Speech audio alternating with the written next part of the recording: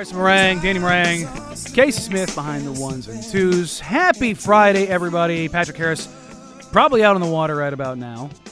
At least we hope. Safely on the water. Safely on the water. God, I love this when the sun's out. I hate being in here, but God, I love this when the sun's out. Casey, you a big sun guy? You like? I'm a big sun guy. You a big sun guy? I like it heat anytime I'm out. Yeah, I say I like the heat, and I also keep this room like 64 degrees when I'm by myself. So it's a little bit of column A, a little bit of column B. Here's one for you. Are you a air conditioner guy in the car, or a window down, or a little spicy, both? I'm a window down guy. Okay.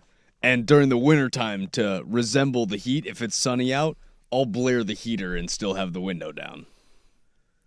Oh, really? Emulate a nice little sunny day drive. Because, some days we'll get those little pockets of sun. Yeah, but it's not warm. Yeah, but those brisk, cool breeze days. Okay. Crank the heater, roll down the window, crank some tunes, find yourself in another place. See, I'm so anti-heater in my car, it's not funny. The only time I ever have it on is when the lady's in the car. Because I know this would be shocking to everybody. She gets cold. See, my woman's the opposite way. Oh, yeah, you're the cold one, huh? Yeah, I'm the cold one. Oh, see. Yeah, I always run 1,000,000 degrees. So, but no, I'm a weirdo, man. I like to do the AC with the window down. I like to have the cold air on my feetsies when it's warm outside. Yeah, I said feetsies. Yeah, it's too much cold for me. Oh man, that already just makes the hair stand up on my arms, and I'm like, yeah, I'm out. Oh no, I'm out. When it's like a bajillion. That's not true. When it gets basically above 90, I'll keep. I go in and out. Sometimes I have the window down. Sometimes I have the window up. Just driving down the freeway. It's like, all right, feels good. All right, no, we need to cool down a little bit. Some days in the summer, I'll just trap myself in the car like a dog on a bad day, and I'm just sitting there, just sweating. Like, all right, now give myself the window. No, man. See, that's the thing is I'm constantly trying to find that equilibrium of the temperature. Like, can I get it just right? Some people don't like the window down on the freeway because it makes that whoosh sound. Look, man, I've got, if you're watching on the YouTube, you can see it.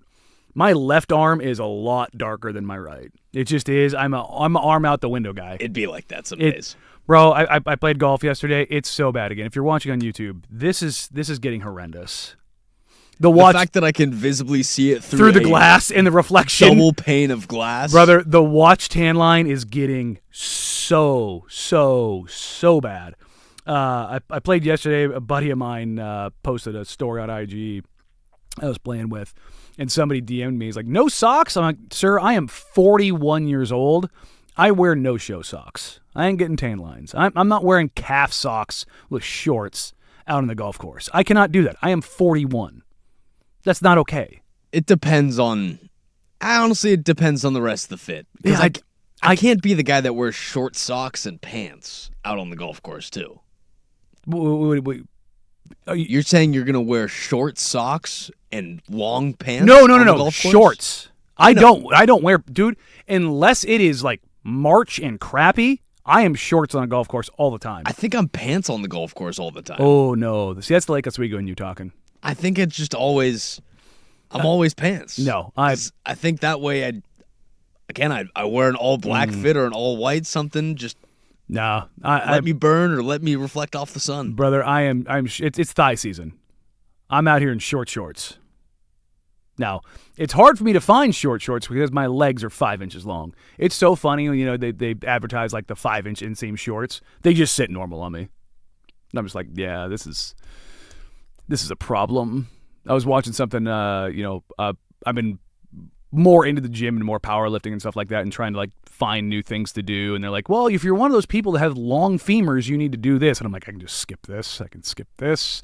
See, I have a long torso, which is my issue. Yeah, that's where I'm at. Every single pair of pants makes me look like SpongeBob. Oh, dude.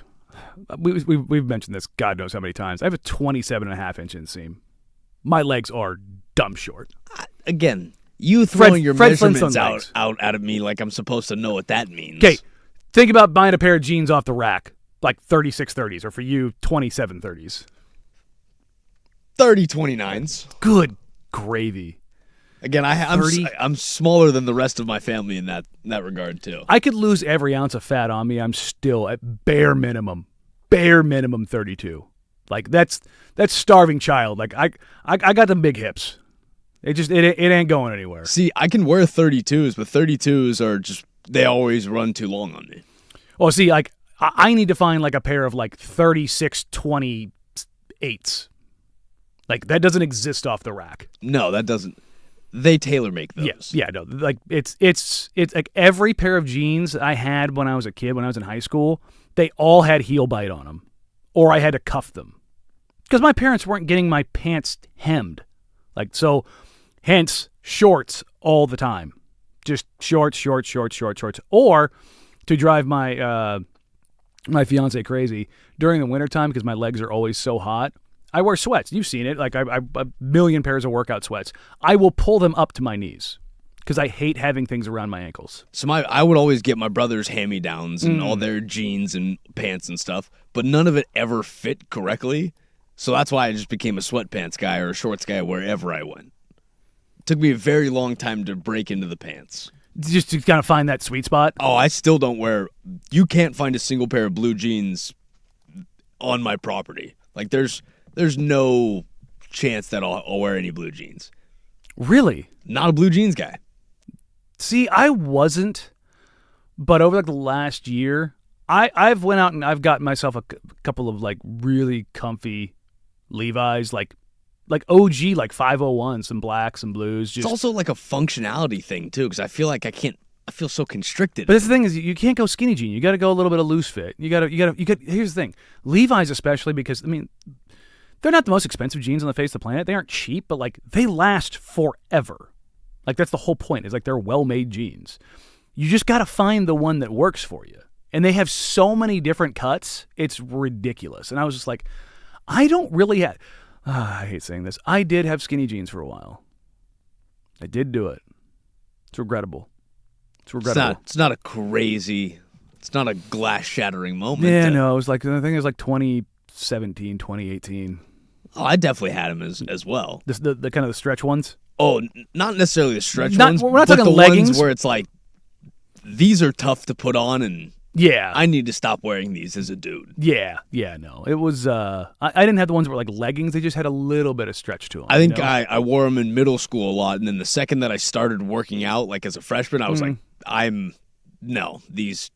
I can't wear these. I'm gonna rip through them. When you're in high school and you have weight training first period, you show up to school in a hoodie and sweats or hoodie and basketball shorts. Like that was my daily attire. So it happens, but it's the simple things, man. Like day like this, what are we talking about? We're talking about the weather, driving with the windows down, short shorts. YouTubes are talking about how I'm out here caked up no matter what. Yeah, I'm out here trying to bake a cake, man. Don't skip glute day. My girl's got me going to the gym, or she's going to the gym with me every day now.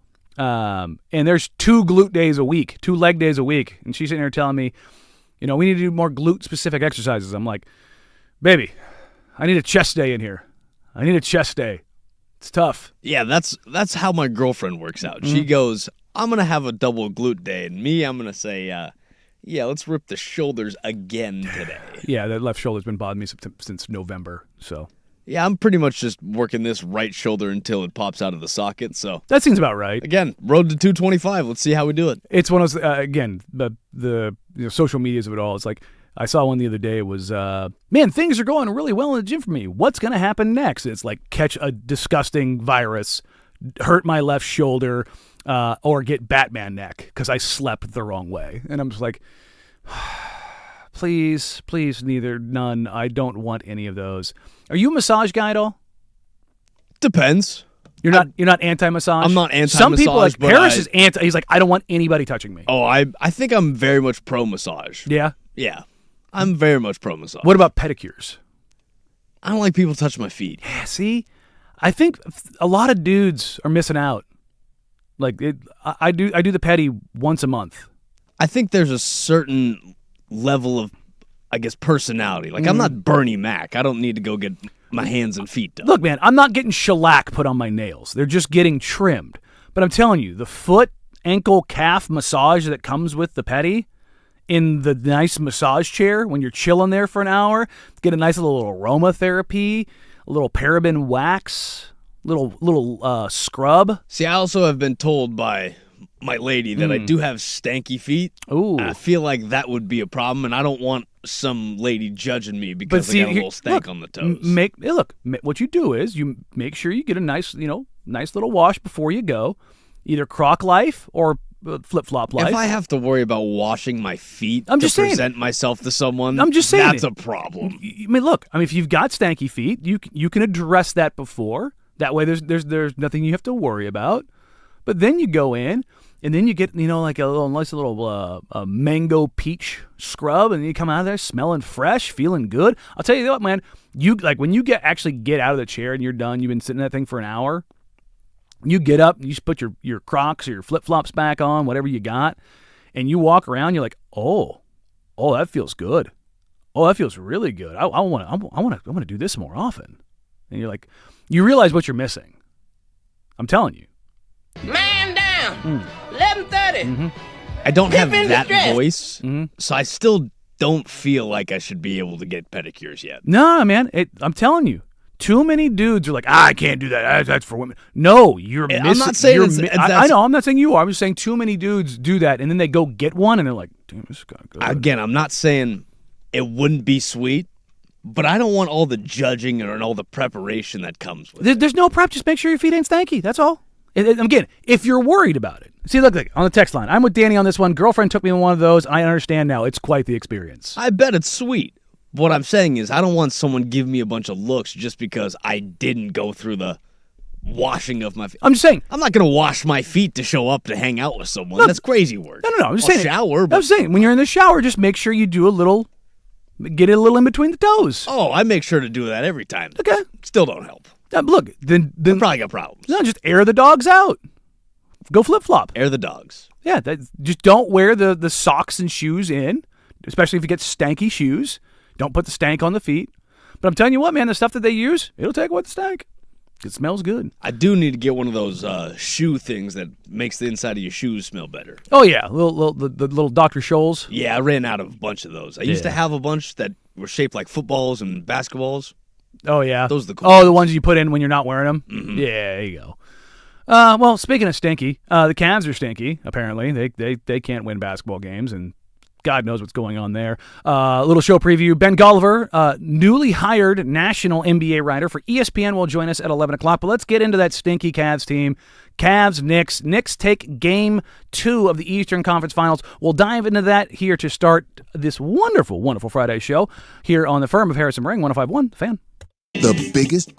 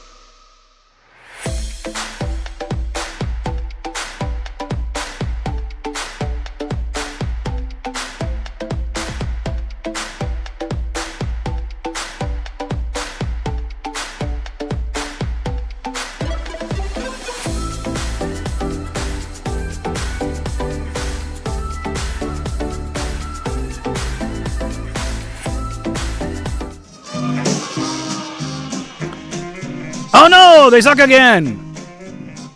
Cleveland Cavaliers fall down 0-2 in the Eastern Conference Finals when the Knicks are able to have a monster third quarter. Josh Hart does the impeccable Josh Hart things, and I don't know what to make of this series. On paper, the Cavs should be a lot better than they have been, yet through 2 games, they have had issues that they just should not have. You look at kind of how this game went out, and the Cavs looked good to start this game. Again, it felt like, once again, game 1. Hagler Hearns throwing punches a lot, going back and forth. What was it, a 6-point game going into the second half? Yeah, you're just like, okay, this is going to be a nice little game. And, well, that third quarter happened. It was 11-point third quarter, or 11-point difference in the quarter, 32-21. And you just take a look at what you got from Cleveland starters. Mobley and Allen combined for 27 on good efficiency. They do well on the glass, but they weren't. Evan Mobley wasn't forceful enough. James Harden, not efficient enough. Now, he didn't pile up the turnovers. In fact, he did not have a turnover in this game. But you look at what you got out of the Cavs bench. 18 minutes for Dennis Schroeder. And you're like, well, that went okay. Got a little bit out of him. Max Strus, 26 minutes, 5 points, 1 of 7, minus 17. Sam Merrill, 0 for 7 from 3. Jalen Tyson, 0 for 3 from 3. And you're just sitting there going, oh, boy, what is going on here? Meanwhile, Nick's starting lineup, OG still doesn't look like he's 100%, but very efficient when he's out there. Karl Anthony Towns was fine, had nice little spurts. Mikal Bridges was super efficient. Again, when Karl Anthony Towns is dealing with both Jared Allen and Evan Mobley having good nights as he did, he had a decent night. Again, a fine, exceptional night for what you want to say. Brunson was not efficient at all, but boy was he playmaking. It seemed like the Knicks' adjustment outside of winning game 1 was Jalen Brunson rim pressure, getting into the mid-paint. He's obviously with Evan Mobley and Jared Allen on the floor. That makes it more difficult. They also have Dean Wade picking up Jalen Brunson a ton, and Dean Wade's 6'10". So their starting lineup goes 6'10", 7 foot in the front court. That's big. Now, Harden's 6'5", 6'6".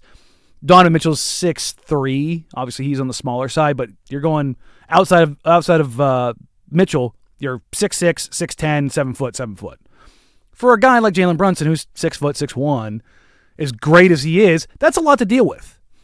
But the Knicks, being the Knicks, and their starting lineup shooting that well from 3, or 2 of 4 from OG, 3 of 5 from Cat, 5 of 11 from Josh Hart, Mikal Bridges, 1 for 1. Brunson was 1 of 7, but that's more of like the Cavs wanting to keep Brunson out of the paint and Brunson having to take some threes. But you just look at what they got from their starting lineup. 14, 18, 26, 19, 19. I mean, every starter finished in double figures. And outside of McBride for the Knicks, the minutes that you got from your bench, if you kind of look up and down at what you want from your bench in the playoffs, if you're not going to get a Caruso-like performance, is to basically just hold serve. To keep the run alive. You're at worst, you're trying to limit damage. And if you look at the Knicks, their bench, Dadier only played a minute. Take him off that. Mitchell Robinson was a -1. Jordan Clarkson was a -1. Landry Shamet was -5. Alvarado was -2. McBride was -3. I would argue all of those That's guys. a push. All those guys at least went in there and hit clutch shots during that third quarter run to make sure that the Cavs still kept at a distance. They just like the Cavs closed it to, was it 7? Around 5 or 7. I can't remember what it was. I think it was a 5-point lead at one point. Yeah, it was like, after Harden hit the. I'm sorry, I think it was 10-point. I thought they got it down to 7 in the third. I want to say it was probably as low as 10 because I want to say Harden had just hit the 3 in the corner. And then cut it to 10. And then they came back down and hit another one. Was it Hart who hit it? I think it was Josh who hit the 3 and pushed it back out. And you're like, well, that was that. But that was the thing. Is like you didn't get anything out of the Cavs bench when you didn't really get anything out of Dean Wade. Dean Wade's kind of one of those weird starters where he's starter by name, plays 21 minutes, but he's not getting shots up. Despite being a floor spacer and being effective out there, you're leaning on Sam Merrill. And when Sam Merrill, what did he go, 1 for 7? Oh, excuse me, 0 for 7. That's the game, man. And here's the crazy thing about this. Cavs took care of the ball. 8 turnovers. You didn't let the Knicks get out. You didn't let them beat you. You didn't have all these random spots pop up where you're like, that's where the Knicks are really going to capitalize. Defensively, I will say the Knicks did a great job of capitalizing on any time that James Harden and Jalen Brunson are standing at the top of the key. Jalen Brunson's going to go to the hole. Found blue shoes. I think Amon Shumpert said it on the broadcast the night before or on ESPN talking with Brian Windhurst, but it was, find yellow shoes, man. Well, tonight or last night he wore blue shoes, and they found blue shoes and exposed him defensively. It's not hard to see what's being done. The Knicks are raining down threes, whether it's Josh Hart, whether it's Cat, whether it's OG, whether it's McHale, whoever it is. They have multiple threats, and it's not just in a singular game. It's in the scouting report. Evan Mobley can be on Cat. They can try to hide him on Josh Hart. There was times that they tried to hide him on Hart. Hart starts hitting. What does Mobley have to do now? Mobley has to go out. So now all of a sudden, the amount of space that Jalen Brunson has to work with, there was a lob that Brunson threw, I want to say in that third quarter run, where he turns the corner off a swing, off a second side action, gets into the paint, and Mobley's down low, and you can see him. He's like, I got to step. I got to leave because Brunson's got that floater. And Brunson goes up like he's going to throw the floater and throws the lob right over the top of the dunk. And you're sitting there going, yeah, I get it, but we see it with De'Aaron Fox and Wemby. Yeah, Steph Castle. It's just as effective when you see it with Jalen Brunson and Karl Anthony. Paint pressure matters. Having the ability to get downhill, and when you're spaced out like that, and all of a sudden guys are knocking down shots, and on the perimeter you've got one of Harden or Mitchell out there. You know who they're going to hunt, but they're going to hunt James Harden mercilessly. Did you see Draymond Green talking about it? No, I didn't. What did he say? So Draymond basically, he went on his pod and crushed the entire Cavs team except for Harden. And his justification was, Harden isn't paid to play defense. Which there is a kernel of truth to that. If this was 5 years ago, if James Harden was putting up 30 pieces, you can be that. James Harden finished with 18.6 assists or 6 rebounds, 2 assists, 2 steals on 6 of 15 shooting. If you're putting up 18, your offensive utility is not nearly as high. It's the Luka argument. Oh, Luka's not a good defender. Yeah, he's also 6'8" and strong as hell, and he's going to give you 38 and 8. Yeah, if that was the case, then James Harden needs to be getting to the rack a lot more at a much higher pace. Yes, if the offensive burden, this was always the Dame argument, the Dame CJ thing. It's like, well, Dame's not a good defender. I'm like, yeah, but how often is Dame being hunted? If he's being hunted, he's got to be, great offensively. But he was great offensively and continued to be great offensively. And the thing about CJ is that CJ still left a lot of meat on the bone at the free throw line where then we start to stat pick. It's one of those things where you're like, who am I going to target? And the reason they would target CJ, Dame and CJ neither were great defenders, but Dame was strong. If you tried to put Dame in isolation, he'd do well enough to stay in front of you, but he was strong enough to kind of bump you and give the defense a chance to rotate, to hedge in, to drop in, to do whatever you needed to do, where CJ could be hunted. He just wasn't as strong, so you could kind of bully him around a little bit. You look at when they do this with the Cavs, Harden's strong, but you can just see like his commitment's just not there. To be fair, it's not there with Mitchell either, but what is Donovan Mitchell giving you? He's giving you 26. Being aggressive, getting downhill. And this is going to be the story of this series is, can the Cavs find force on offense, and on defense, can they help enough? Because right now, this again, what Draymond was talking about was, why isn't Harden getting more help? And I'm like, do you want to help off Cat? Do you want to help off OG? Do you want to help off McHale? Because you're going to start raining threes. You look at what happened last night. The Cavs shot 9 of 35 from 3. So if you want to get in a three-point contest, because the Knicks had a night from 3, they were 36% of the team at 13. This is a game where somehow, some way, was it 14? It was 14 total turnovers between both teams. Steph Castle had more than that in 2 games. Again, that's just hot hands. That is just guys hitting their shots. Just taking care of the ball. And valued possessions. Mm-hmm. And yet, somehow, some way, you go, well, what happened here? How? How did this happen? When the Cavs were able to get to the free throw line 32 times to the Knicks' 14. If you just gave me that number alone, I would tell you the Cavs ran away with this game. I also look at those assist numbers as well. It tells me that the Cavs didn't hit their shots when they had assist opportunities, and it also tells me that The ball's moving. the ball is moving very well for the Knicks. And that's the thing. You take a look at it, the Cavs did a really good job of getting to the free throw line. And you're like, yeah, great, awesome. I want to see that. But at the same token, you missed 10. Again, this is a game that ended up being 16, so how much does that make a difference? Means you've got to be good on your twos. It means you've got to be finishing around the paint, and you've just got to give the Knicks credit for finding ways to win and when to step on throats, when to step on necks, when they're making their pushes. I want to give the Knicks credit for that game, but also I kind of want to punch the Cavs in the stomach. Yeah, part of it is column A of Cavs, where are you? Not shooting very well, not giving yourself a chance. The other side of it is Knicks played very well defensively. Knicks played great perimeter defense down the stretch to make those assisted shots that we're seeing that the Cavs left, make them tough. I mean, it's so dumb, but it's a make or miss league. The shot differences between the Knicks and the Cavs, Knicks had 5 more shots. The Cavs had, was it 18 more free throws, I think it was? No. Yeah, it's 18 more free throws. The Knicks hit 13 more shots, including 4 more threes. The math ain't math in there. You just got to find a way. If you're not turning the ball over and you're not giving up live ball points and you're kicking the Knicks' butt on the offensive glass, how is that level of production allowed?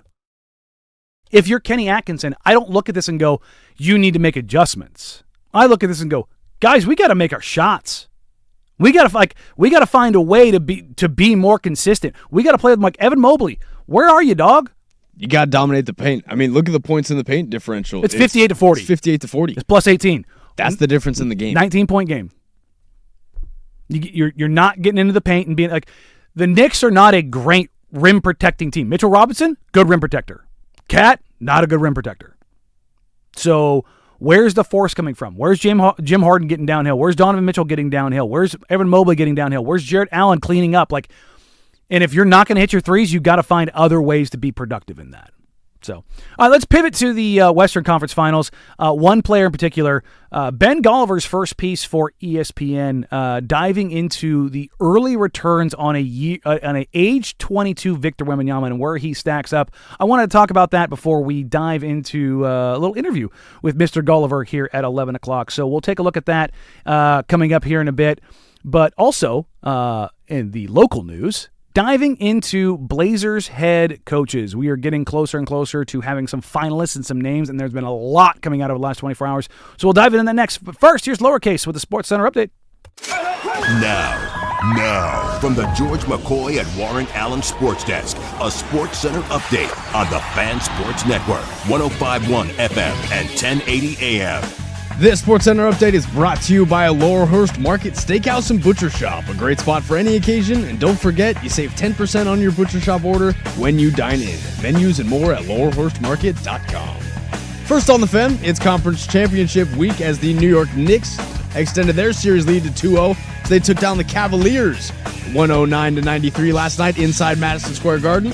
Josh Hart led the way for the Knicks as he finished with 26 points, 7 assists, and 4 rebounds as all 5 starters for the Knicks finished in double figures. Tonight over in the Western Conference, the Spurs and the Thunder will go head-to-head once again in San Antonio as Jalen Williams is still listed as questionable as he nurses his left hamstring injury. And for the Spurs, Dylan Harper's status remains up in the air as De'Aaron Fox, he will be a game-time decision for tonight's contest. Over to the ice rink as the Montreal Canadiens gave Tom Dundon's Carolina Hurricanes their first loss of the NHL playoffs as they took Game 1 of the series 6-2 last night. And tonight, we will get Game 2 of the NHL Western Conference Finals at 5 p.m. as the Vegas Golden Knights hope to extend their series lead to 2-0 over the Colorado Avalanche. Your Portland Timbers are back in action tomorrow night, taking on the San Jose Earthquakes inside Providence Park. Kickoff at 6:30, but make sure to tune in to all the pregame and postgame coverage when we kick things off at 5:30 here on 105.1 FM and 1080 AM. And for more sports scores and stories in 30 minutes, some lowercase from the George McCoy at Warren Allen Sports Desk. Hurt, missing work, insurance companies acting like jerks. Don't call your mom, call George McCoy at warrenallen.com. The home of the firm of Harris and Meringue. Weekday.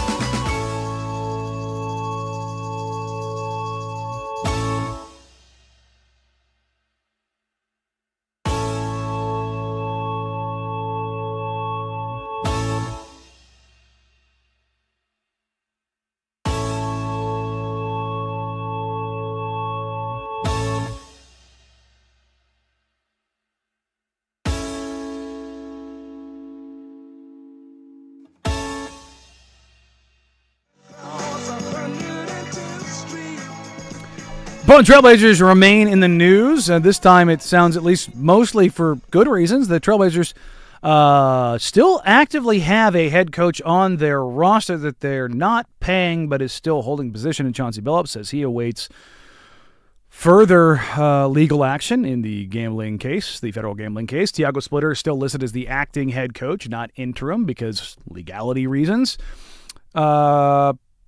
Yeah, this is a weird spot to be because the coaching vacancy not technically open, but it's open, and the coach that took them to the playoffs was originally thought to be out of the running, and now Tiago Splitter is back in the running. I just want to kind of tie this back together. When we had the audio of Tom Dundon appearing on the podcast with Max Kellerman and Rich Paul, I was clearing my throat there on purpose, Rich Paul, Clutch Sports, who represents Tiago Splitter. A little bit of media lines there to be drawn. I would imagine that Rich Paul was like, I'm going to need you to kiss the ring. This isn't the NHL. You don't get to big dog agents in the NBA. We actually have a lot more power and a lot more say here. Why don't you come on the podcast? We play nice, and maybe we'll get one of my clients back in the room. And it very much seems like that's what's happened, because Tiago Splitter not being considered and then being considered and not being considered and now back to being considered would lead me to believe that Tom Dundon tried to come in and swing his you-know-what around the room and tell everybody how everything was going to be, but you're not Steve Ballmer. You're not Paul Allen. You're not one of the richest owners in sports that can tell everybody to go to hell. You can't do it and also act like a cheap boss. No. There's ways these things work. And that's just reality. And people are like, well, that's not how it should be. These are the kind of things that I was talking about that are different in the NHL and the NBA. I brought this point up multiple times about Dundon. The Athletic had the anonymous agent survey, who's the most difficult owner to work with. It was Tom Dundon, because he always has to win the deal. And I'm not opposed to that. I don't have, like, especially if you're able to get it done. Part of me loves that hustler mentality. 100%. So everybody thinks that you just hate. But No. at what cost? And that's the thing is, you can do that in the NHL because the money is a lot less, and NHL agents, they don't have the same kind of power. In the NBA, the power brokers are the power brokers. And they're going to take their arm, their leg, shave your eyebrows, and make you look stupid out in front of your family and everything. They have a lot more money and a lot more say in things. That's the power structure and the power dynamics in the NBA are just different. Again, we can name off the top of our heads probably close to 20, maybe even all 30 NBA owners. Mm-hmm. How many NHL owners can you name? Nope. There's a reason for that. It's visibility. It's Again, things that's the powers that be. And so, and as much as that is, those owners, they still kiss the ring. They do. So I say all that to say, like, you now have finalists. We'll use air quotes on finalists for the Portland Trailblazers coaching vacancies. They run the gamut of the unknown, like Mike Williams, who is very deep on Utah's bench. He's a backbench guy. Tyler Lashbrook, who is on the Celtics bench, also a backbench guy. Just a heads up, Tyler Lashbrook 12 years ago was writing at a blog for the Philadelphia 76ers at SB Nation. The same company I worked for at Blazers Edge back in 2012. So, if you're wondering the level and scale of this, it goes all the way up to Jeff Van Gundy, who might be the highest paid assistant in the league. Now, Van Gundy was reported yesterday by Chris Haynes. I had heard about it Monday or Tuesday, I think is what it was, but didn't know really how much veracity there was to that. Van Gundy's making $3 million a year as an assistant. Do you think he's taking a pay cut to be a head coach? The answer is no. And this is where I have heard, and I said this on Twitter yesterday, I don't think Dundon is going to try to get Jeff Van Gundy to come at the $1.5 million price tag. He's not that stupid. I said this for Terry Stotts the other day. If Terry's asking for $5, Dundon's going to go $4. That's how he wins the negotiation, kind of a deal. You ask for your number, I'm going to go under it, and I have to win. Now, what does it look like for Van Gundy? Is it 6? Is it 8? And that he asks for, and he gets 5 or he gets 7 or something along those lines?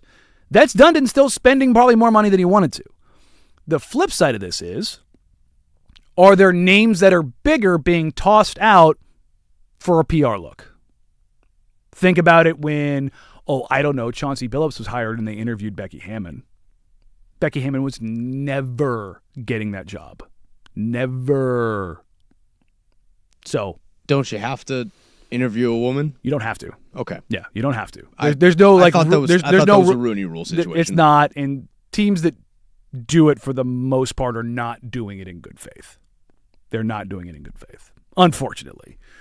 But you've now got Tiago Splitter, Jeff Van Gundy, Mike Williams, Tyler Lashbrook, Jerry Stackhouse, Micah Norrie. I'm forgetting somebody. Who am I forgetting? My goodness. Also, those are guys I think you would list as like quote unquote quasi finalists. I saw some people saying, because Haynes' report said, is St. Jean an option? St. Jean was also on there, but I haven't heard about anything from him lately. So, and I haven't heard anything further on Terry Stotts. But I do love me some Terry Stotts. Oh, look, man, Terror Bear, I'm in on. I'm 100% in on the Terror Bear. Terry used to walk around the lake every single. Live right there. Live around the area. Terry would recognize my dogs as we would walk our dogs around. So I'm a big Terry Stotts guy. Look, you want to talk about like getting the offense retrofitted to where it would make more sense? I'm 100% in on that, especially if you have the defensive personnel. Dundon is reportedly looking for a coach that will coach players hard. I don't know how hard Terry would coach guys. Don't get me wrong. He knows how to put it down when he needs to, but I would put him more in the players coach category, but that's neither here nor there. There's a line, though, from Haynes. The Trailblazers have requested permission because Van Gundy is under contract with the Clippers, almost said Cavs, much like the same way the Bulls are trying to request permission to talk to Tiago Splitter. Blazers have yet to grant that because they're actively pursuing him as a potential finalist. But Portland Trailblazers requested permission to meet with Los Angeles Clippers assistant Jeff Van Gundy as he has emerged as one of the finalists for their head coach opening. And people are like, how can he be a finalist if they haven't talked to him? What has happened is that they have talked to Jeff Van Gundy's agent, who is talking directly to Jeff Van Gundy. Would you want this job? Here's what they're talking about. Here's the money. What has happened is that the money got to a high enough level for Jeff Van Gundy to say, let's actually have formal talks. Let me consider. That's what that means for the media literacy around it. Like, how can you talk to him? He's got an agent. That's how. It's the same way free agency gets done. Because the agent's price may not be Jeff Van Gundy's price, but it's still a price that's worth talking about.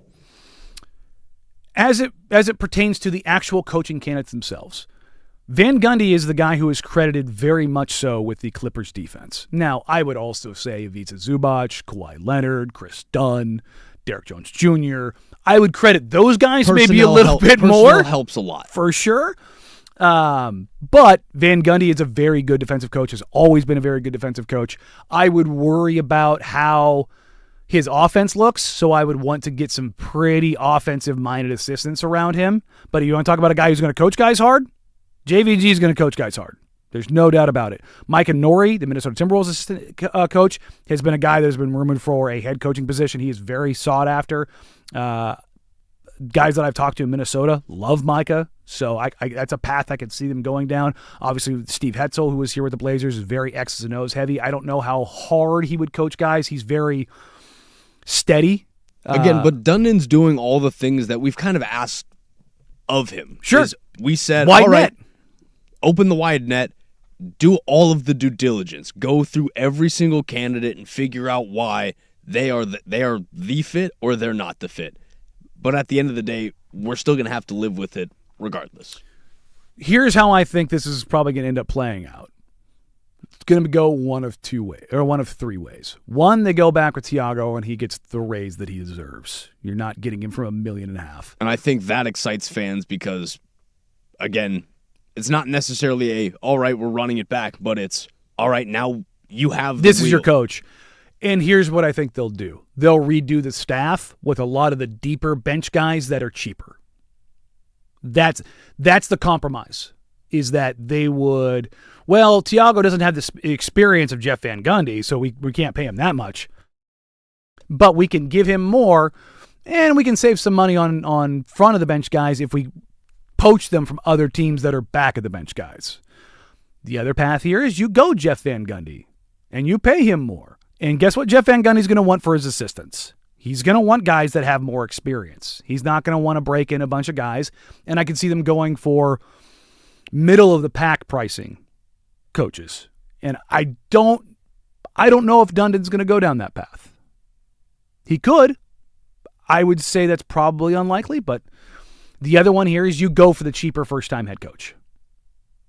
You go for, and I mean real cheap, in the sense of like a Mike Williams or a Tyler Lashbrook or something like that. Because I think Mike Inori, even though being a first-time head coach, he's very much like Tiago was last year in the sense of a guy who's sought after. Tiago was, making good money as an assistant, but he was also had a option in there that allowed for some escalators. He was also the next guy up if something were to happen with Chauncey, and well, it did. So I think those are probably your three paths that you go down. But if you're also, the timing of this matters, because I think if the Blazers are going to make the move, one of the moves that I've heard discussed, or let me rephrase that. If the Blazers are going to make any of the moves I've heard discussed, it's going to happen around the draft. And you're going to want to have your coach in place, and you're going to want to know kind of how that shakes out. And because the coach is going to want to be able to negotiate those picks or figure out what players they're going after. They're going to get. And the funny thing about this is that Anthony Davis has been linked to the Blazers by a couple different people that I've talked to. Jeff Van Gundy famously said, I think it was 2023, he didn't think Anthony Davis was a first ballot Hall of Famer. Like, that'd be an odd relationship. Your guy who was on TV for years was saying that you aren't him. But at the same time, I want to say in 2015 or 2016, Van Gundy interviewed for the Pelicans job and was like, yeah, I'd love to coach young Anthony Davis. So, I don't know. I always kind of think about those kind of things, the interpersonal relationships and how those things shake out because egos are involved. So, I wanted to get to this because there's a lot of this. We'll come back to it in the noon hour because it does seem like there's more and more information coming out about how things are going to shake out. But I would expect this to be resolved relatively soon and before the draft, just so they have an understanding of what those things are going to look like and how those things are going to shake out with pertains to all of the things around that. So next, I do want to get in the article from Ben Goliver before we have him come on 11, give a little preamble to Ben, his first piece at ESPN, diving into Wemby's age 22 season and how ridiculous it stacks up in the NBA for guys this young and just how prolific he's been. We'll get to that next here on the Firm of Harrison Brang, 105.1 The Fan.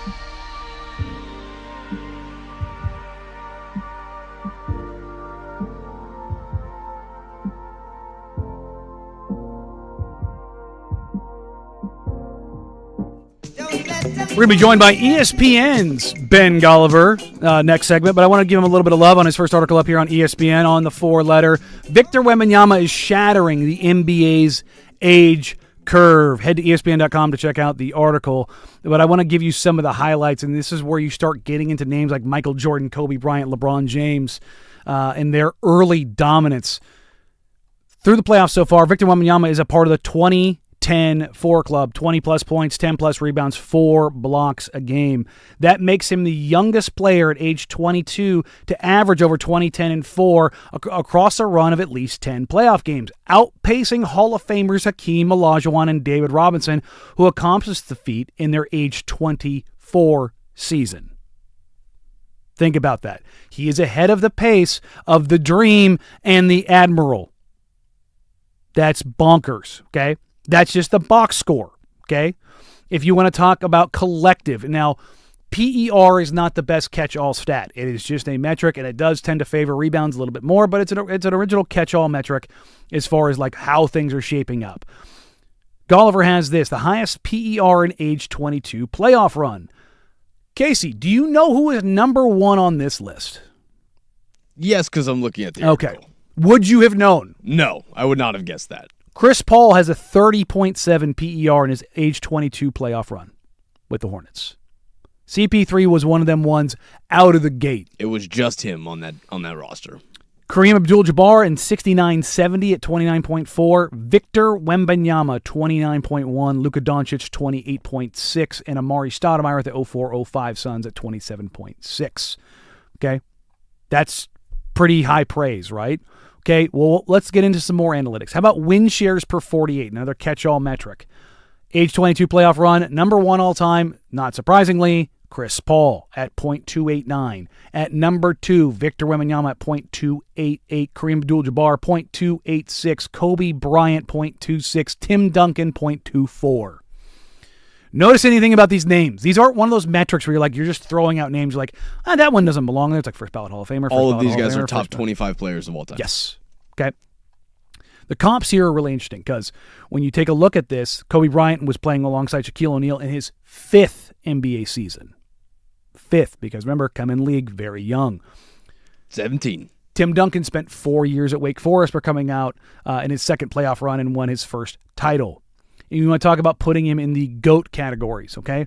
Age 22 playoff runs. Michael Jordan, 85-86, averaged 44 points a game, but he did it in 3 games and got swept. LeBron James, 06-07 Cavs, averaged 25, 8, and 8. Victor Wembanyama, again, averaging 22, 12, 3, and 4. How he stacks up already is so far ahead of everyone. Michael put up 44? 3 games. Got swept. But yeah. Still. No. It's bonkers. But when you dig into this, and I highly suggest you all kind of dive into this, and I'm going to use this again as the preamble for Ben's going to join us here in just a few minutes, of just how ridiculous Victor Wembanyama has been. His overall impact, his metric impact, his box score impact, and the things that you can't measure. Dylan Harper and De'Aaron Fox are both game time decisions, but it looks like Harper's more of the game time decision for Game 3. Strangely enough, Spurs are favored at home, despite those guys being game time decisions. Now, it's only 1.5 points, and again, home court's usually worth about 5, so if you're saying you're playing this at a neutral, the Thunder would be favored by, 3.5? At home, that would bump them up to probably about 7.5. That's what they were favored at last game, right? Was it 7.5? 5.5. Was 5.5? Okay. So yeah, that they're basically saying home court's worth about what it normally is, but with the injuries and unknowns with Harper and Fox, it's going to lead to a little bit of variance. But if the Spurs can win tonight without Harper and make this a 2-1 series, and Harper is able to come back for Game 4, Victor Wembanyama has a chance to do something special, which is advance to the NBA Finals as this guy. Does anybody believe that the Knicks or the Cavs can beat the Thunder or the Spurs in the finals? Genuinely. I'm sure Knicks fans believe that they could. I think Cavs will give them a tougher matchup. Just because of the personnel? Just the personnel down in the paint, but it's still Wemby, and if you have the supporting cast with you still shooting well. And it's the same thing for the Thunder. They just have so many guys. It's just, you just look at that and you go, what on earth is going on? I wanted to just kind of go into this as a little bit of a side piece, as a preamble to have Ben come on here in a little bit. We're going to talk about this article, but we're also going to talk about the Blazers, his transition to ESPN, and everything that comes along with it. So let's get to that next. Ben Goliver of ESPN Beaverton, Oregon Stand-Up will join us next here in the 11 o'clock hour on the Firm of Harrison Meringue, 105.1 The Fan.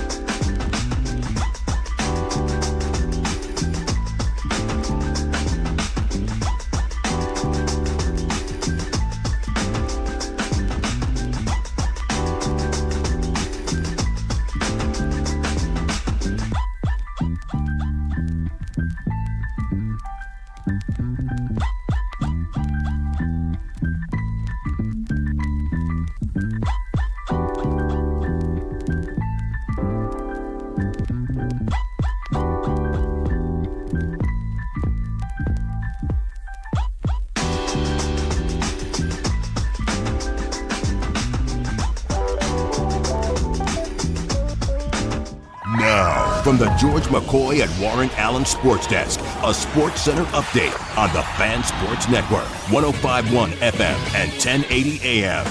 First on the Fan, it's Conference Championship week as the New York Knicks extended their series lead to 2-0 as they took down the Cavaliers 109-93 last night inside Madison Square Garden.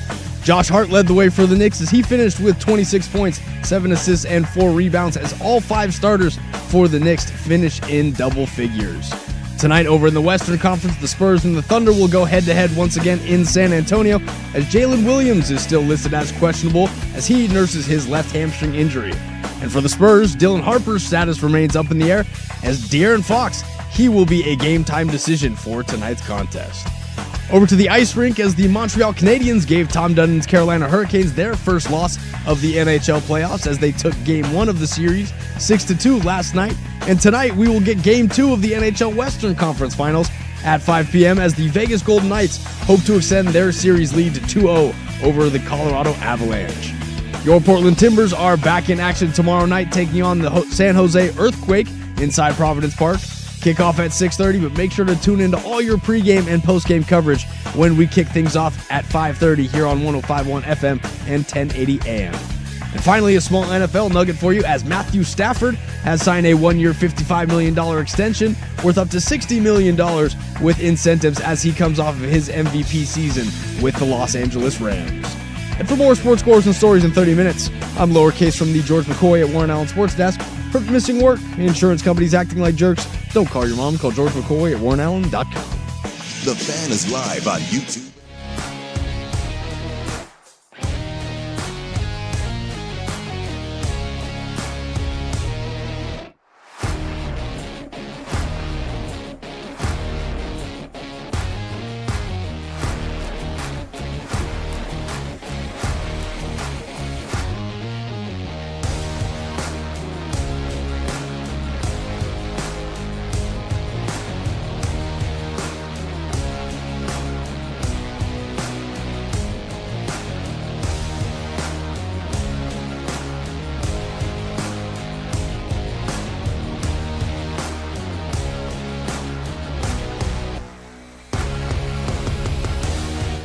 afternoon. And ladies and gentlemen, give it up. We are now joined by ESPN senior writer Ben Goliver. Ben, thanks for joining us, man. How you doing, brother? I'm doing great. Thank you for that intro. Sounds pretty good. No, congrats, man. Love seeing you at the 4-letter. You have now run the gamut, I think, of you've collected all the Infinity Stones necessary to be the NBA, the senior NBA writer. Is that how it goes?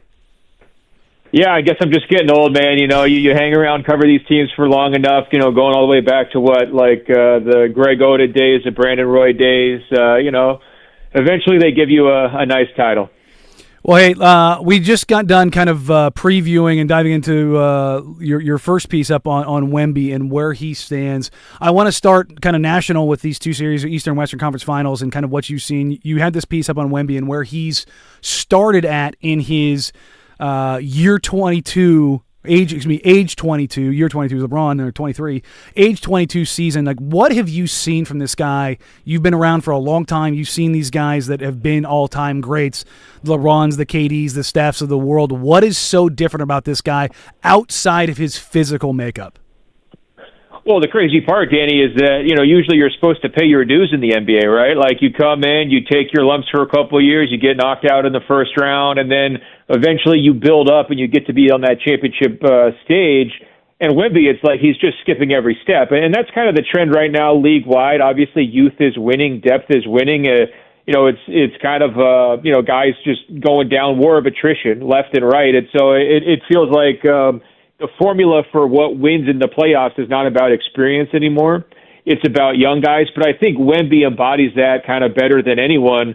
I mean, his player efficiency rating is #1 in the entire league. This is his first playoff run in his third season. He's been the best player in the playoffs. You know, you zoom out and you say, all right, well, how does he compare to some of the all-time greats? Like, you've got to find Chris Paul in his first run or Kareem Abdul-Jabbar in his first run to find guys who have been at the same level in terms of efficiency and consistency as Victor Wembanyama. And you could argue he's just getting started. I mean, he's had the Thunder's number all season long. He was phenomenal in Game 1. I saw everybody online wanted to have the GOAT conversation about Wemby after Game 1. And so he's just so far ahead of schedule. You know, this entire idea of like, oh, you're going to have this smooth curve of your career where you eventually build up and get to win a championship after you've been in the league for a while. I mean, he's threatening to do it right now. And if the Spurs were winning the championship and he was the Finals MVP, he'd be the second youngest Finals MVP ever behind Magic Johnson, who did it as a rookie. So, I mean, he's already in some rarefied air. I think everybody realizes we're stepping into this Wemby era, and he has just been sensational so far in these playoffs. And I can't wait to see that home crowd, right? Because he built up the Jackals. He's got the crazy home court advantage. You know, the rivalry with Chet and Oklahoma City is starting to get really intense. Now they get to go home in front of that crowd. It's going to be just a madhouse tonight, I'm sure. Well, Ben, you bring up the Wemby era, and every team, all 29 other teams are looking at this and kind of wondering, okay, what do we do with this? The Portland Trailblazers are a team that kind of went through a bit of a reshuffling, reboot, trading away Damian Lillard, getting picks, having Dame come back, drafting some young guys, making a playoff push this year, and you take a look at new ownership coming in. What have you seen from this team as they're trying to stack up, rebuild, and under new ownership now sound like they're trying to push to make a big move, not only in the personnel side this season, but a major overhaul with the coaching staff, the front office, the sales side, all of the things that have kind of gone around that. Obviously, you still got ties here. What have you seen from Tom Dunn and this ownership group and kind of how, on the basketball side of things, they're trying to shape things up going into year one? Yeah, man, I'm trying my absolute best to reserve judgment, but it's been a rocky start. There's no way around it. You know, I don't think you want to get labeled as the guy who doesn't know basketball or admit that you're don't really know how the NBA works in a big interview right off the bat. I don't think you want all these stories coming out about how you're cutting costs around the corners and maybe not doing things the right way. The NBA is such a star-driven business, a player-driven business, an amenities-driven business that when you're in a small market, as you guys know, culture is everything. Reputation is everything. I mean, look at, look no further than Oklahoma City and San Antonio as the gold standards there, but you can also see how quickly it can flip. Remember Memphis Grizzlies? They were an incredible culture a couple years ago with Taylor Jenkins on the rise, building things up. a few things go wrong for John Morant, and now they're looking at a brand new rebuilding cycle. All their best players besides Ja are gone. They're probably going to have to trade him this summer, and they're going to be starting over fresh. So there's no margin for error on this stuff. You have to have an incredible culture. You have to have people who want to be in the small market, who are committed to that city. And you have to have people view you as a destination, as somebody who you want to play for. And right now, as I'm judging the moves, judging the headlines, and just judging how he's handled things, I think he's striking out across the board on all those. But like I said, I want to give him the benefit of the doubt of really making his moves.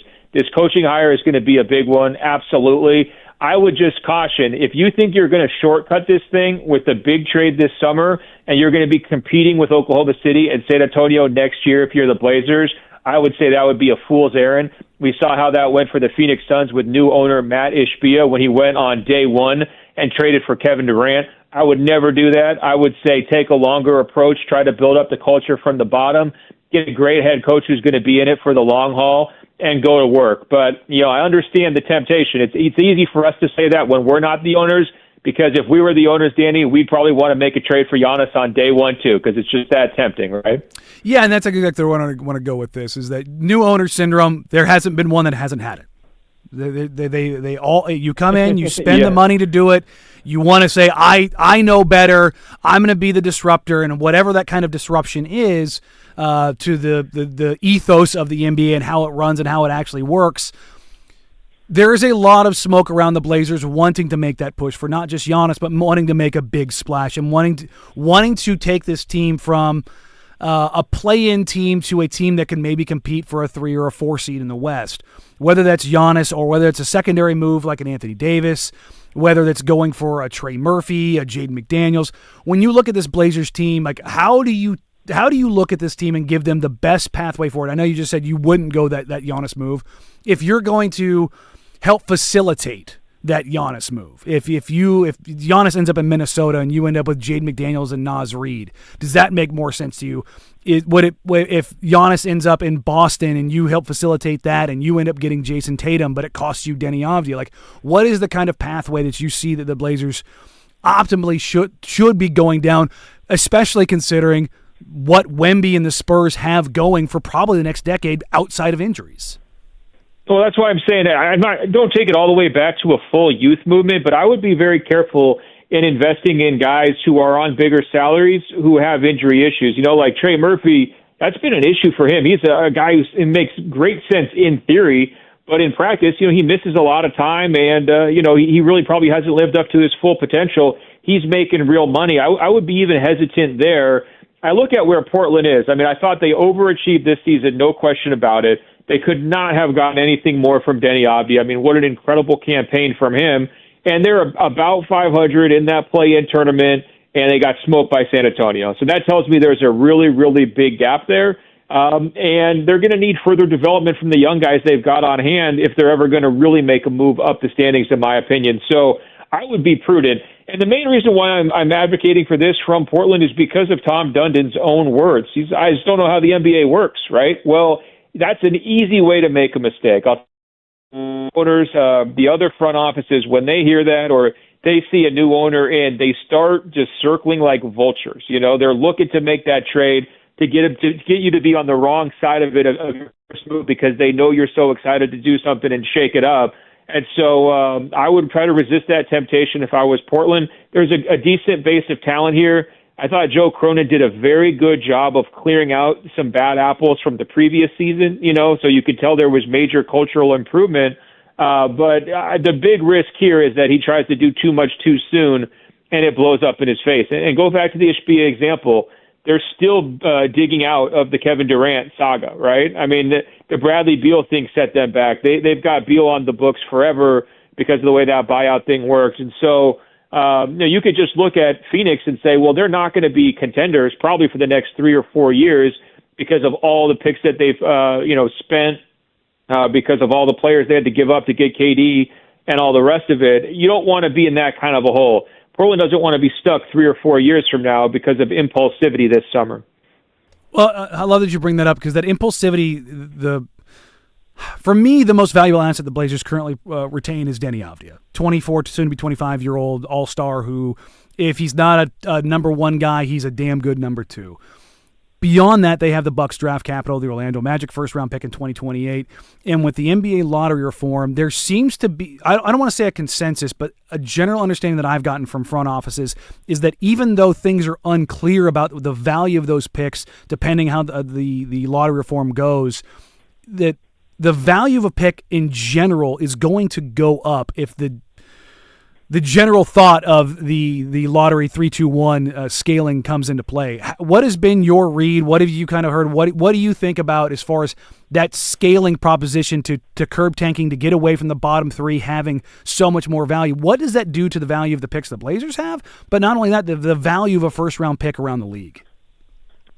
Well, look, I think it's good for the league because it's going to mean that all these teams are incentivized to not be absolutely atrocious in the final 2 or 3 months of the season and shut guys down and do all this crazy stuff with their rotations and their lineups, making up injuries and all that kind of stuff. So I think we're going to get to cut down on a lot of that, which is good.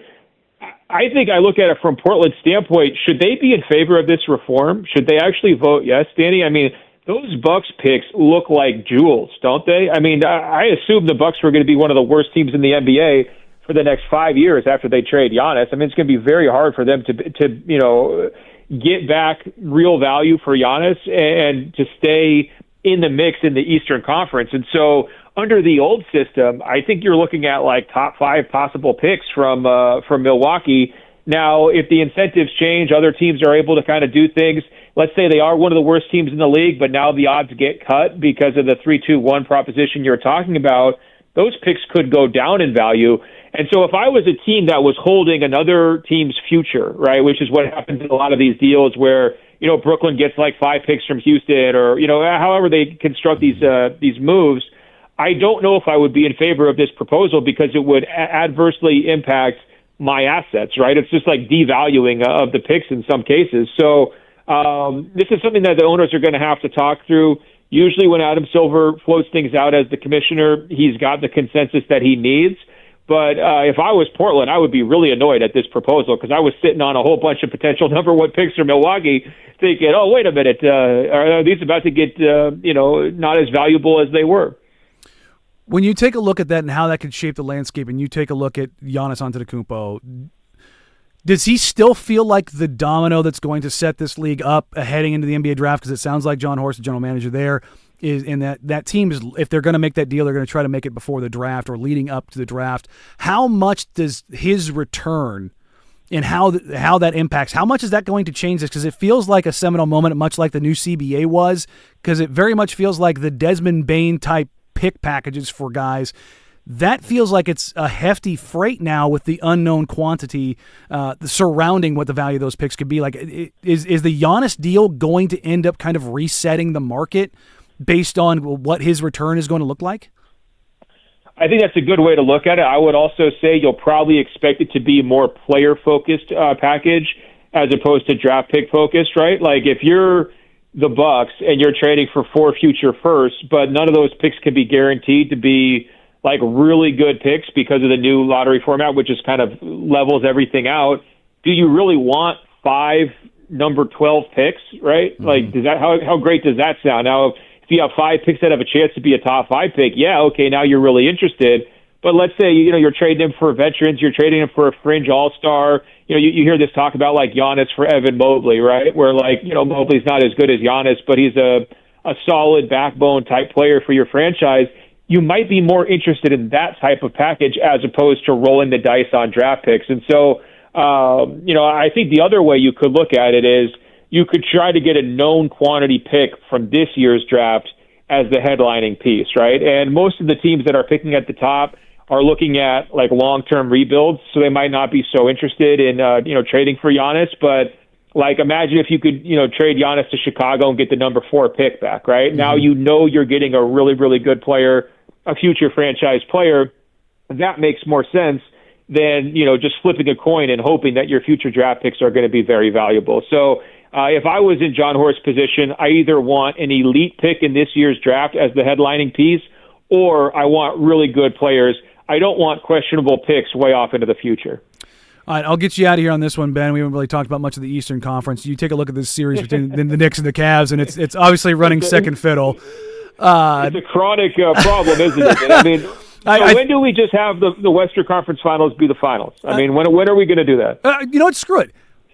Are you in favor of just abolishing conferences as far as the playoff bracketing? Would you rather see this thing seeded 1 through 16? You know, I've made that argument for a long time. It's tricky to do it in the early rounds because you really start to increase the travel burden. But, could there be a reseed, right, in the Final Four or a reseed after the first round where if you do have these two juggernauts like OKC and San Antonio, you just put them on opposite sides of the bracket and you give them a chance to play, in the finals? Like the TV ratings for this series right now with Wemby are just absolutely insane. I'm sure you've been seeing it. It was game one was a record Western Conference Finals, right? Right. Well, imagine if this was for the finals. Might be double. This might be the biggest number we've seen since peak Warriors, right? And so there's been a number of kind of disappointing finals matchups, especially from like a viewership standpoint over the last 5 or 6 years. We just haven't really had that signature matchup except for maybe like Warriors-Celtics in 2022. So, yeah, I think it should be on the table. I mean, the NBA is so clearly profit-focused. To me, this is one way where you could potentially boost your television revenue, boost the ratings, and everybody would just, get even more fat-capped than they already are. So I would definitely consider it, but I don't want to write the Knicks off either. Sorry to interrupt your question. I mean, they've been playing great. And the idea of a finals game at Madison Square Garden, I mean, oh my God, that would be incredible too. When you take a look at that Eastern Conference, let's just say the Knicks are going to win this series. I know that there's always a chance. Do you see a viable chance that the Knicks could come out of this season as title winners without injuries to the Thunder and Spurs being detrimental? Well, hey, don't put that asterisk on it, Danny. I mean, we have to talk about injuries all the time now. Everyone gets injured constantly. I mean, it's been an epidemic for stars all season. I've been writing about it, just the sheer volume of games guys are missing. And, the way San Antonio and Oklahoma City are playing, force meets force, it's just such high-intensity basketball. Guys are dropping like flies. Fox hasn't even played yet. Harper goes down. Jalen Williams comes up a limp on Oklahoma City's side. I mean, you're all sorts of shenanigans, Chet Holmgren stepping on Wemby's foot and Isaiah Hartenstein pulling hair. I mean, this is a great playoff series. And the odds that either one of these teams is going to survive it, if it's 5, 6, 7 games, and just be in great shape for the finals, I don't anticipate that. I think people are going to be going in there bumped and bruised. So certainly that plays to New York's benefit. We saw the Knicks give San Antonio a great game in the NBA Cup championship game. They won that game. I don't think they would be afraid of Wemby. I think they've got some options to throw on him. I would pick whoever comes out of the West to win the championship, but for sure the Knicks have a legitimate chance, especially if they can do what they did these last couple of rounds, which is take care of business early and then just rest, because they do have a little bit of an older team compared to Oklahoma City or San Antonio. And for them, it's going to be great. You get the extra rest days inside the finals, right? They just build in more rest there. So that will help them. But you would love to be able to just take a week off as these two juggernauts just beat up on each other. Look at you. You've been at ESPN for a week, and already you're East Coast Ben. Just giving me the Knicks love right out of the gate. Well, hey, man, thank you for taking some time. I appreciate you. Again, congratulations on the gig at ESPN. Love to see you back out there in the world doing big things. And good luck, and we'll check back in with you maybe around the NBA Finals. That sounds great, man. Anytime. Let's talk soon. Thanks, BG. Appreciate you, brother. That's Ben Goliver, senior NBA writer for ESPN. Again, shout out to Ben. If you're familiar or not familiar, Ben's an OG here from Beaverton, so we always love to see him doing big things out there. Coming up next, we're going to revisit some of the things Ben talked about, the Blazers side of it, the volatility of the draft picks. You're kind of starting. This is why I wanted to bring on Nem yesterday and BG today, was to kind of go into those things around it, just to give you what both a local look for the Bucks and a national look for both the Bucks and the Blazers, and how the value scaling is changing right between our eyes. So we'll dive into that value scaling, the lottery changes, which there's a little bit more reporting on that just come out just a few minutes ago. We'll dive into that next here on the Firm of Harris and Meringue, 105.1 The Fan. The new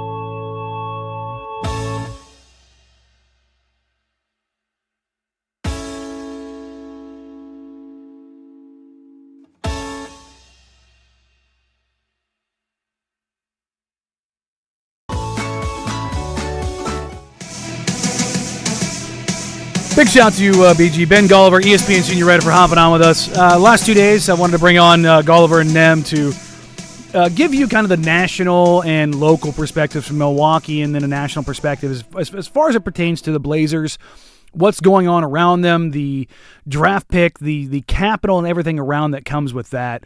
There's just a lot going on for the Trailblazers right now, to say the least. Outside of Milwaukee, I shouldn't say this. Outside of the teams currently in conference finals and the Milwaukee Bucks, probably the biggest national story and questions is your Portland Trailblazers. 100%. It's not just the new ownership. It's the new ownership, the coaching search, Chauncey Billups, the cuts, the missteps publicly, the optics. Oh, and by the way, the Trailblazers hold the keys likely to a Giannis Antetokounmpo trade. No matter how you slice it, they are involved in everything. Because they control the picks. Not just the picks, but I mean like picks, coaching search, new ownership. Like they're just in everything. Oh, and by the way, their former current sideways kind of head coach is still under federal investigation. They are just at the center of everything right now. And it's kind of a weird spot to be in. I've been doing this for 15 years, and like this is the most stuff around them. Oh, and by the way, the Trailblazers made the playoffs and had an all-star this year. This is the most non-basketball stuff to ever be about the Blazers. Outside of the Jailblazers. Outside of exactly. Yes. Yeah. But, and it's not just on a local scale, it's on a national scale. I get texts daily from media and front office coaching players about stuff.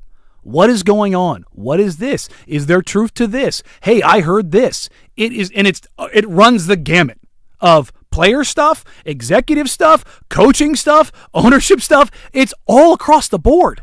And it's honestly, it's kind of crazy. It's just like, there are times that I forget things.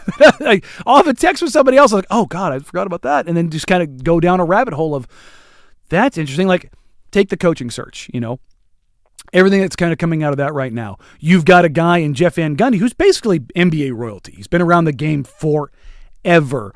Somebody liked a tweet that I had in 2021 when the Blazers were conducting the coaching search after Terry, and Jeff Van Gundy's name came up then. Now, we all know it was kind of a ruse. Van Gundy had not been coaching at any point in that time. He had not coached for 15 or 16 years at that point in time. And I tweeted out, somebody said, the last time Jeff Van Gundy was a coach, Chip Kelly was an offensive coordinator at New Hampshire. And I quote tweeted it with, the last time Jeff Van Gundy was a head coach, I looked like this. It's a picture of me in the Air Force. Now, I have changed my tune on Jeff because he's come back and been an assistant coach the last couple of years. He's back in the game. He's in the saddle. And he shows, I still got it. I can relate to the players. I know I'm good. I am not against Jeff Van Gundy as a head coach. Time does heal some wounds. Oh, for sure. It was just like, you've been on TV for the last 15 years, man. Like, I don't know how that easy that transition. Now, you're still tangential. You're still around the game. But modern basketball is very different from the last time you were a head coach. And that's still true, but he's been a lead assistant on a very good team, leading a very good defense, granted, with very good defensive personnel. All that withstanding, I'm not against Jeff Van Gundy as a head coach. If that's the path they go down, cool. I'm good with that. The flip side of this is, if you're going to go get somebody who's on somebody's deep bench like Tyler Lashbrook or Mike Williams, guys who were on the second bench for a coach, I'm not against it, but I have questions, especially if you're talking about making a big move. Those two things do not seem to go together. If you're going to go get a player like a Giannis, or you're going to go get an Anthony Davis, or insert player here, if you're going to go try to be a very good team, typically you want some more experience there, right? You're going to get a veteran guy who's going to, want to come in. You've got Dame, you've got two, you've got Drew, you've got Denny, you've got guys like this. Isn't, you're not the Washington Wizards where you're like, oh, we're the Brooklyn Nets. We're starting from scratch. You're not necessarily looking for the player coach. You want the guy who's going to give you the wins in the playoff with the X's. Who's not going to want to deal with nonsense, typically. Now, again, everybody wants to say, well, Dundon did it in Carolina. Yeah, he did it with Rod Brindamore. That's what he did it with. And that's where I keep coming back to, is like, you can't just replicate the genie in the bottle. You can't just rub the lamp and go, hey, what I did in Carolina, that's going to work here. Very different scenarios, different leagues, different players, different personalities, but also you don't have a guy in-house that is that good right out of the gate. Now, Thiago could be that guy. I don't know. I think Tiago's a good coach. Do I think he's the best coach? No. Are there things that he does that I question? Yeah. But it also wasn't his team. So his install, it wasn't his install. It was Chauncey's.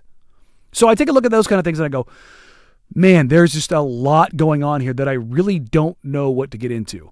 What I do want to get into next, though, is the Athletic. This is a little bit of listicle because it happens this time of year. But Law Murray at the Athletic has his NBA player tiers. And it's tiers 5, 4, 3, 2, and 1. 1 being your top tier guys. There's a couple Portland Trailblazers that pop up on this list, and I wanted to have a discussion about, do these guys feel like they are where they should be? And how do they stack up against other teams when you're talking about team building? So we'll get into that next here. But first, here's Lowercase with the Sports Center update.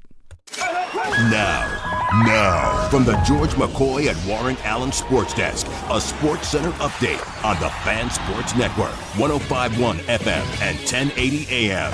This sports update is brought to you by Reynolds Defense Firm. If you've been arrested for a DUI, you need a team of attorneys that you can put your trust into. Call Reynolds Defense Firm today, online at reynoldsdefensefirm.com. First on the Fan, it's conference championship week as the New York Knicks extended their series lead to 2-0 as they took down the Cavaliers 109-93 last night inside Madison Square Garden. Josh Hart led the way for the Knicks as he finished with 26 points, 7 assists, and 4 rebounds as all 5 starters for the Knicks finished in double figures. Tonight over in the Western Conference, the Spurs and the Thunder will go head-to-head once again in San Antonio as Jalen Williams is still listed as questionable as he nurses his left hamstring injury. And for the Spurs, Dylan Harper's status remains up in the air, and De'Aaron Fox, he will be a game-time decision for tonight's contest.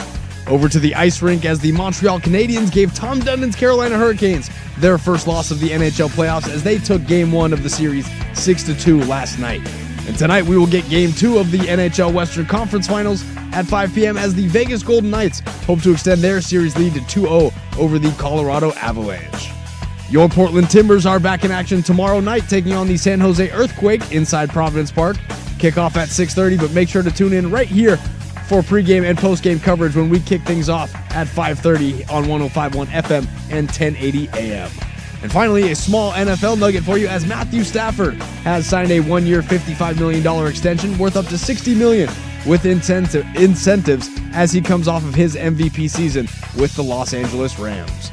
And for more sports scores and stories in 30 minutes, I'm Lowercase from the George McCoy at Warren Allen Sports Desk. Hurt, missing work, insurance companies acting like jerks. Don't call your mom. Call George McCoy at warrenallen.com. The home of dirt and spray.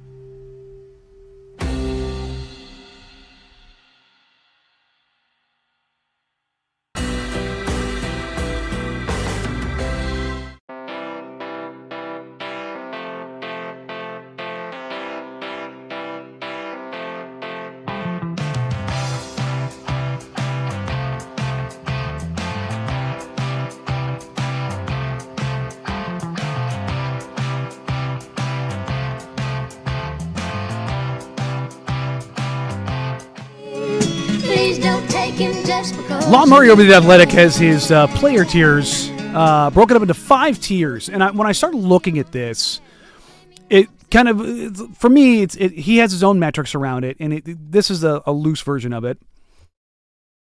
Sorry, try not to sneeze here. Tier 5 is a player that's in the top.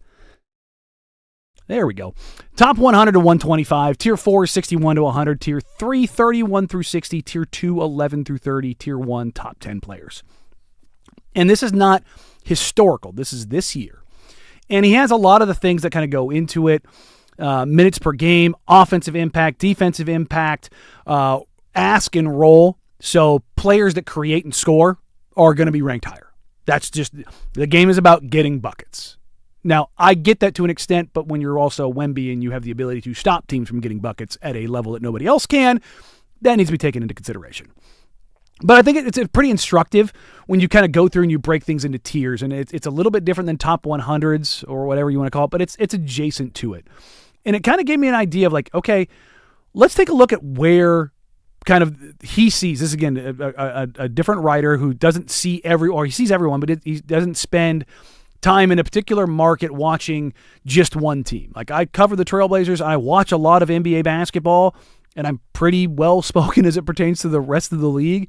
But it's always interesting to kind of get these kind of views. So if you start with like your tier 5, like the very top guys at tier 5, these are the guys like Christian Brown, John Collins, Draymond, Cam Johnson, Kobe White. Like they're good players, right?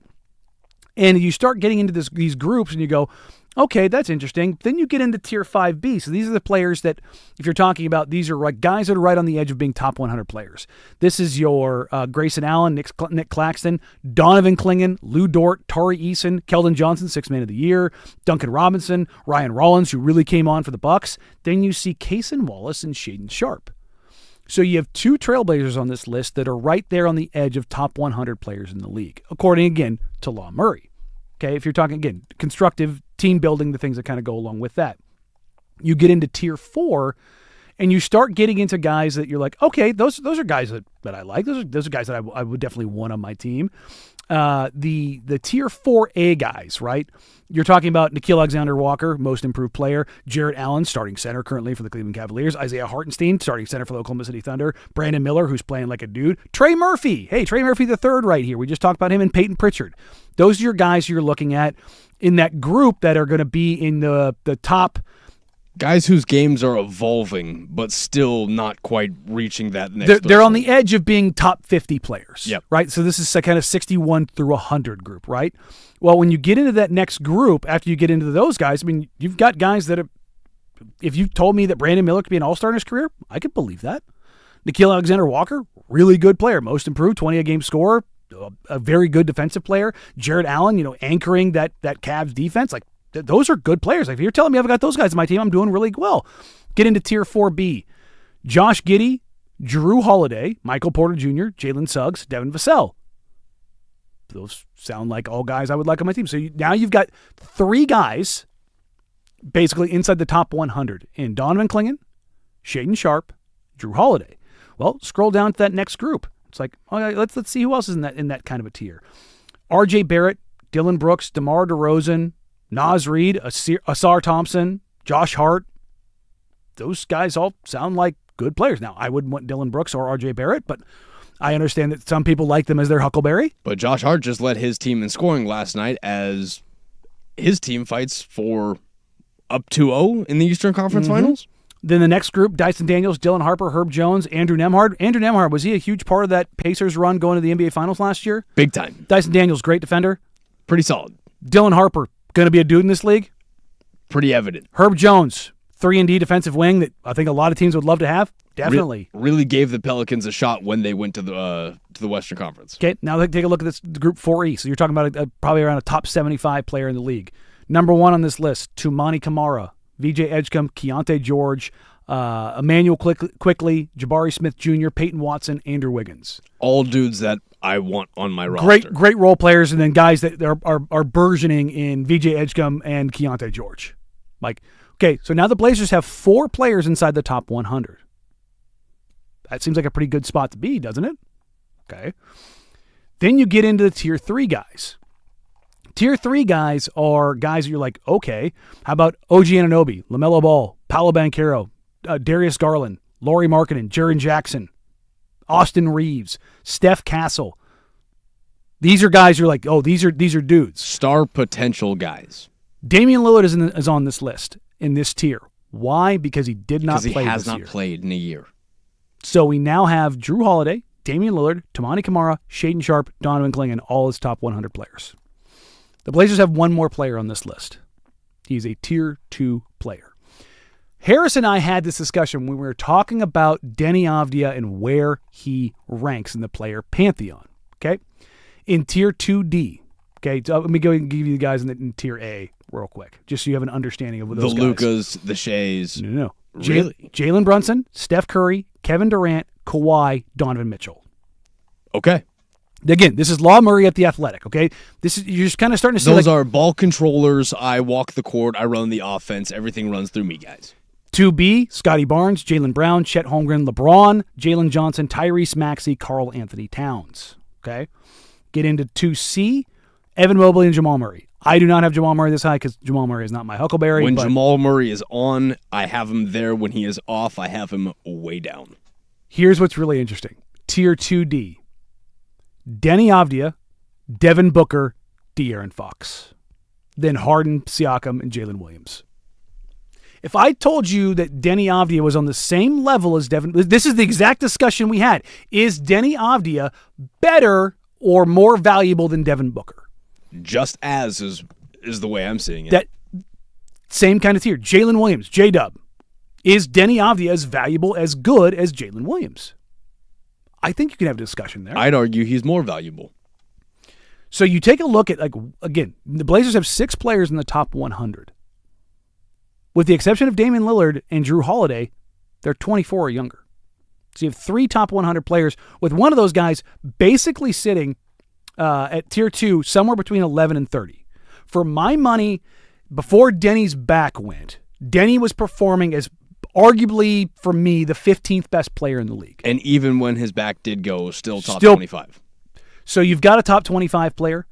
You've got probably a top 30 to 40 player in Damian Lillard, a top 50 player in Drew Holiday, a top 75 player in Tamani Kamara, and 2 top 100 players in Shaedon Sharpe and Donovan Clingan. So this is somebody who's just looking at the league in general. This is just on paper. Again, this is not. There's no metric behind this other than when people say this player is a top 10 player, this player is a top 15 player, this player is a top 20 player. Until you actually sit down and do it, you're like, oh, that's a little bit different than I thought. But when you actually sit down and do it and you start ranking guys, you put guys in tiers and you kind of slot them in with their tiers, you kind of go, oh, that's interesting. And I say all of this. I know it was very list heavy, but I say all of this to kind of give you an idea of what people look at this team, what a 42-win team looks like, and what they are trying to do to shape it to go into next season. And what the value already in this team that you have. Understand that there is a lot of value in this team as it sits right now. So running it back isn't necessarily a bad idea, but it's a tricky one because you don't know what you're going to get with all the change that's coming in this offseason. And just in case anybody's wondering, the Tier 1A, he has Jokic and SGA. Tier 1B, he has Luka and Wemby. And then 1C, that's Giannis and Anthony Edwards. And Tier 1D, Jason Tatum and Cade Cunningham. I push back on Tatum just because I'm not sure how healthy he's going to be. He's already kind of battling that. But he did look pretty damn good. But those are your guys you're looking at. Those are your top 8-ish. I believe they showed a graphic the other day that was players under 25 that averaged, 20 and 10 in the playoffs? Mm-hmm. Jason Tatum's one of those guys. Yep. He's right on that edge. So it's just one of those things that you just kind of go, okay, can he get healthy? Can he get right? But I just wanted to bring that up just because I want to dive into how that whole thing shakes out, because I think there's people that are higher on this team. I think there's people that are lower on this team. But when you take a look and when you take a step back and you just kind of look at it holistically, how it fits together and what they're going to look to do, and again, going back to what Ben Goliver said and how he thinks that this team should be built, it kind of gives you an idea of the kind of players that they probably should be targeting. Whether it's Giannis, whether it's AD, whether it's Trey Murphy III or Jabari Smith Jr. or whoever it is. those are the kind of things you're taking a look at and going, how is this whole thing going to shake out? And can they find another Denny Avdia if that's the path they're going to go down? And if you are going to trade away a Donovan Clingan or a Shaden Sharp, make sure you are getting the same commensurate type of value return you're getting back. Exactly. All right, coming up next, it's time for Web Gems. And man, this is a story that I just kind of look at and go, can we not? We'll get to that next here on the Firm of Harrison Rang 105.1 The Fan. Spring is the perfect.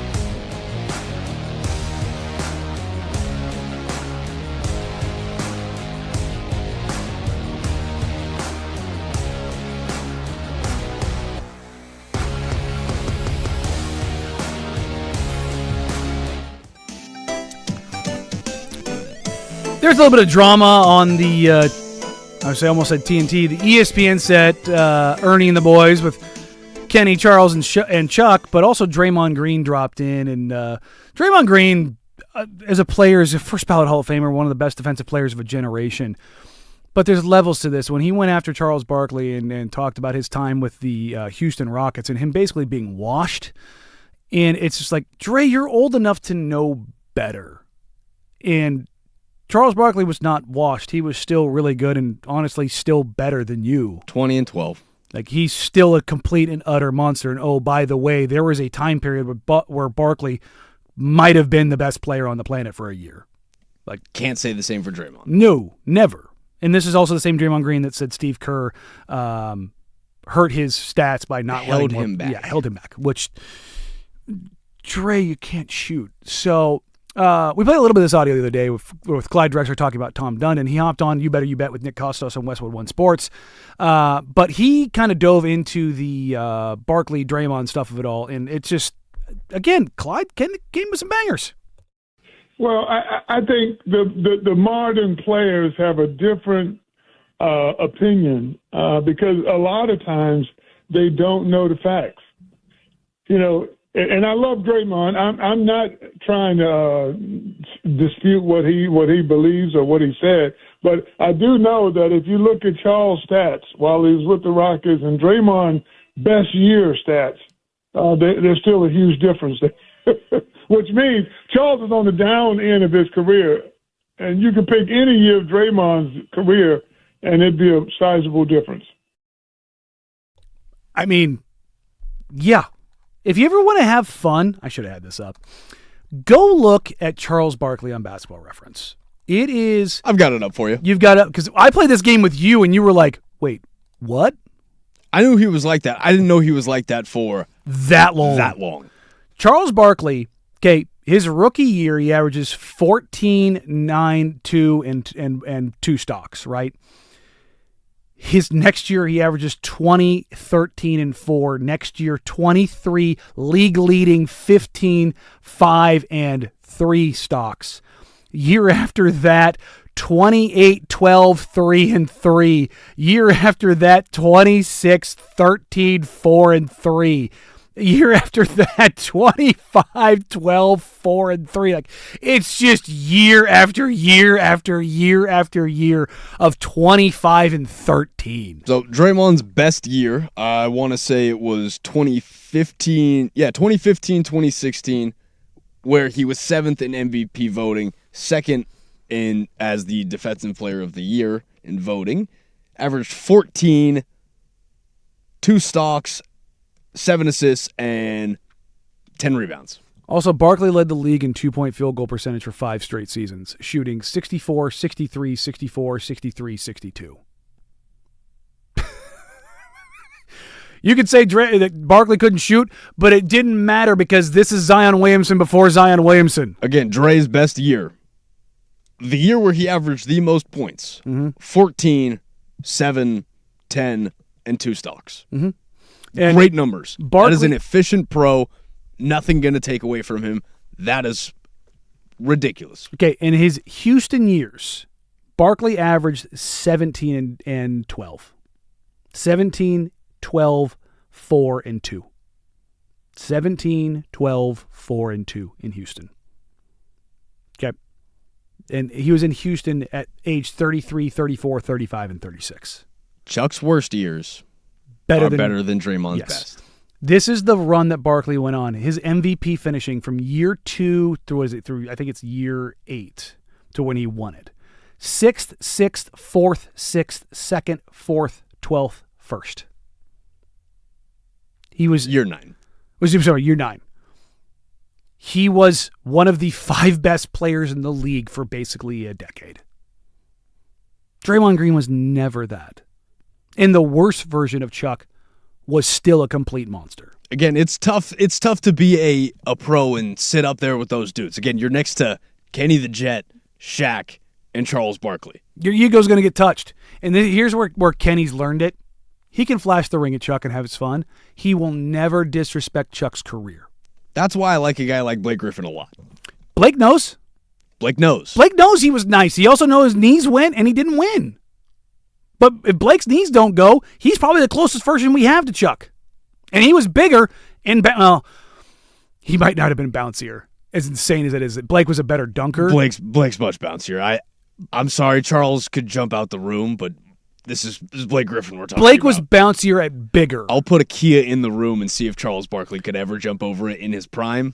The difference being is that Blake played it at 6'9", where Chuck played it at 6'5". That's where I'm like, that's crazy to be that productive at the rim when guys were getting punched in the face going to the rim.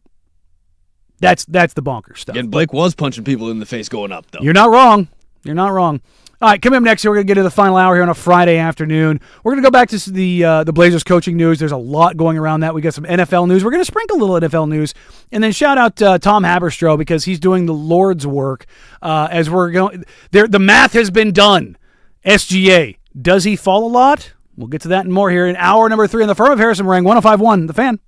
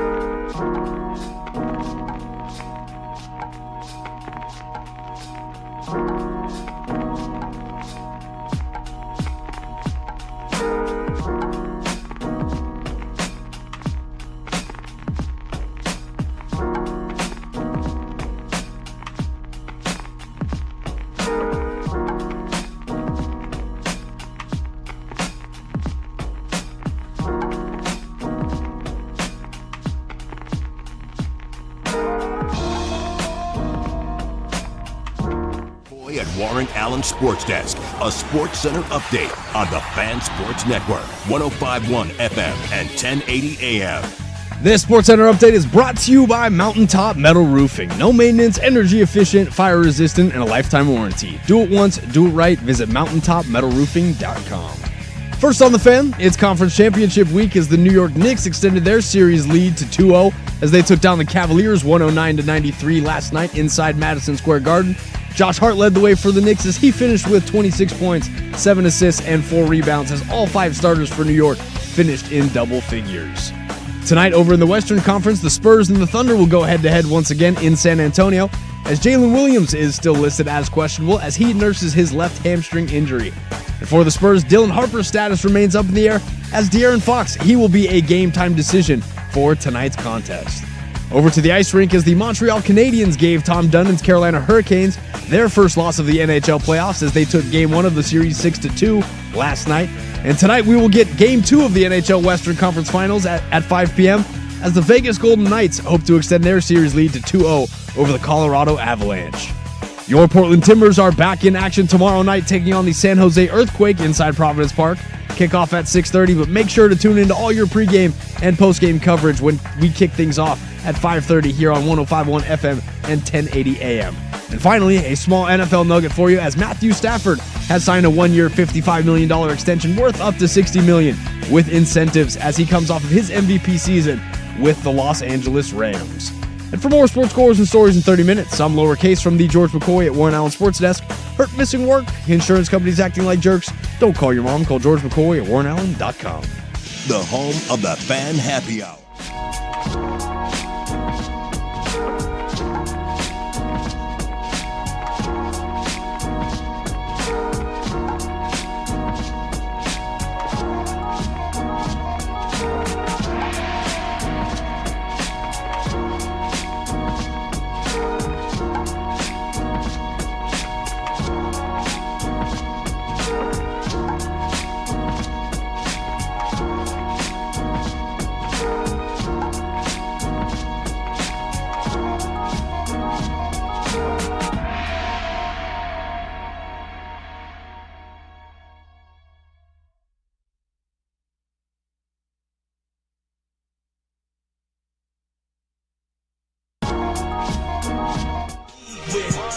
Hour number 3 here on the Firm of Harrison Meringue on a Friday afternoon. Appreciate you joining us.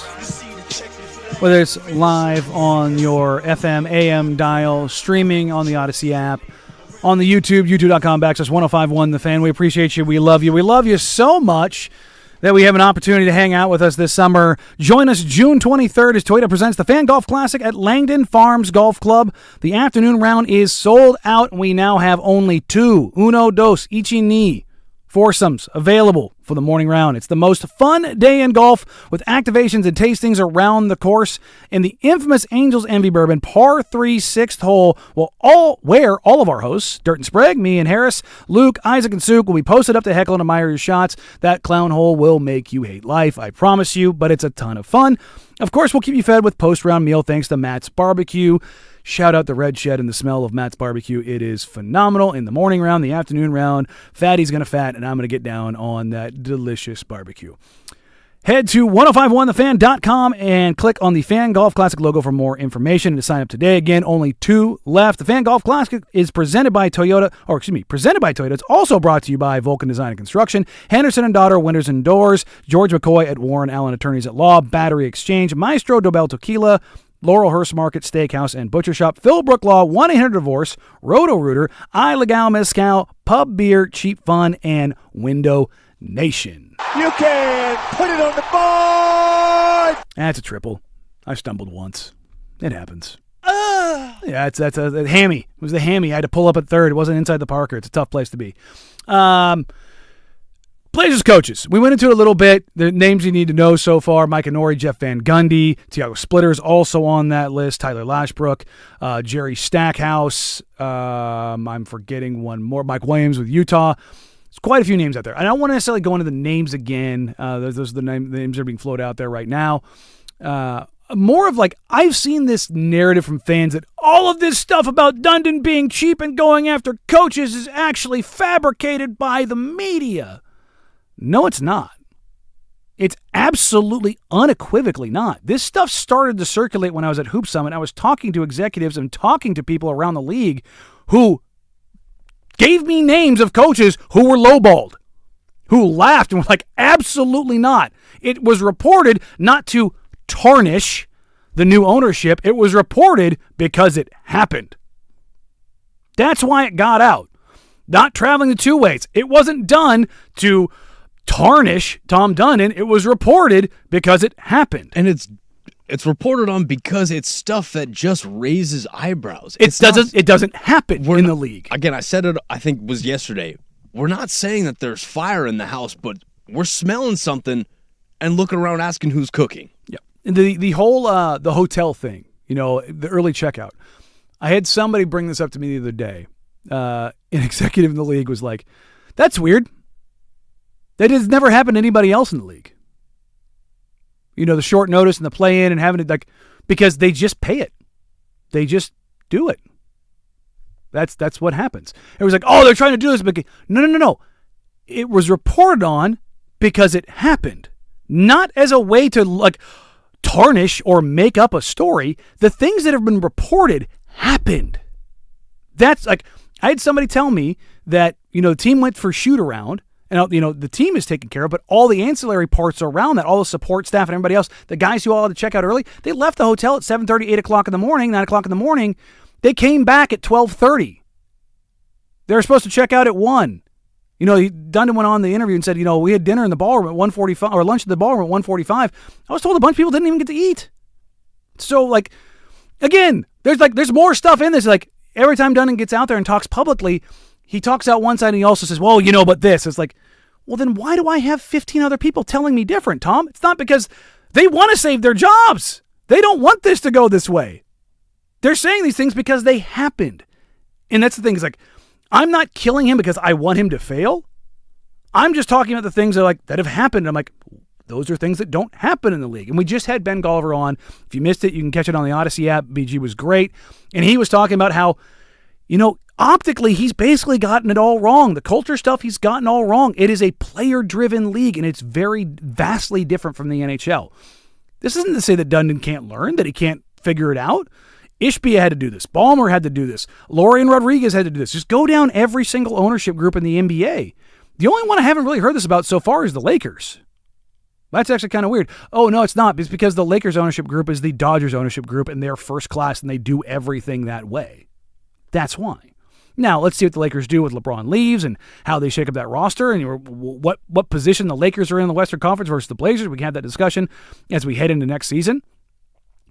But there's an opportunity here for Tom Dundon and Joe Cronin to rewrite the narrative if they nail the coaching hire, if they nail the transactions in the summertime, if they nail everything kind of coming out of this, springboarding into next season. If everything that Dundon had been doing, the cost cutting and all of that, if he would have just gone out and said, prepare for a big move.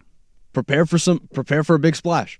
That eases minds. But when you do it behind the scenes and do it after you do that stuff. But when you do it on the other side and then you double down on kind of your own, what seems like your own ego, that's where people start to rub people the wrong way. Fan text line. Who do we believe? Tom Dunn and Danny Moran. Difficult decisions. Don't believe me. Believe the national reporters that are all saying the exact same thing. I couldn't give a crap less. If you want to put your fingers in your ears and be dumb about it, go right ahead.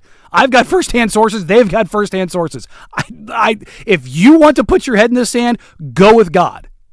If you want to pretend, this is what needs to happen, this is actually good. No. It's actually a good thing that they're doing things like this way because disruptors win and da-da-da. It's fine. Go believe that.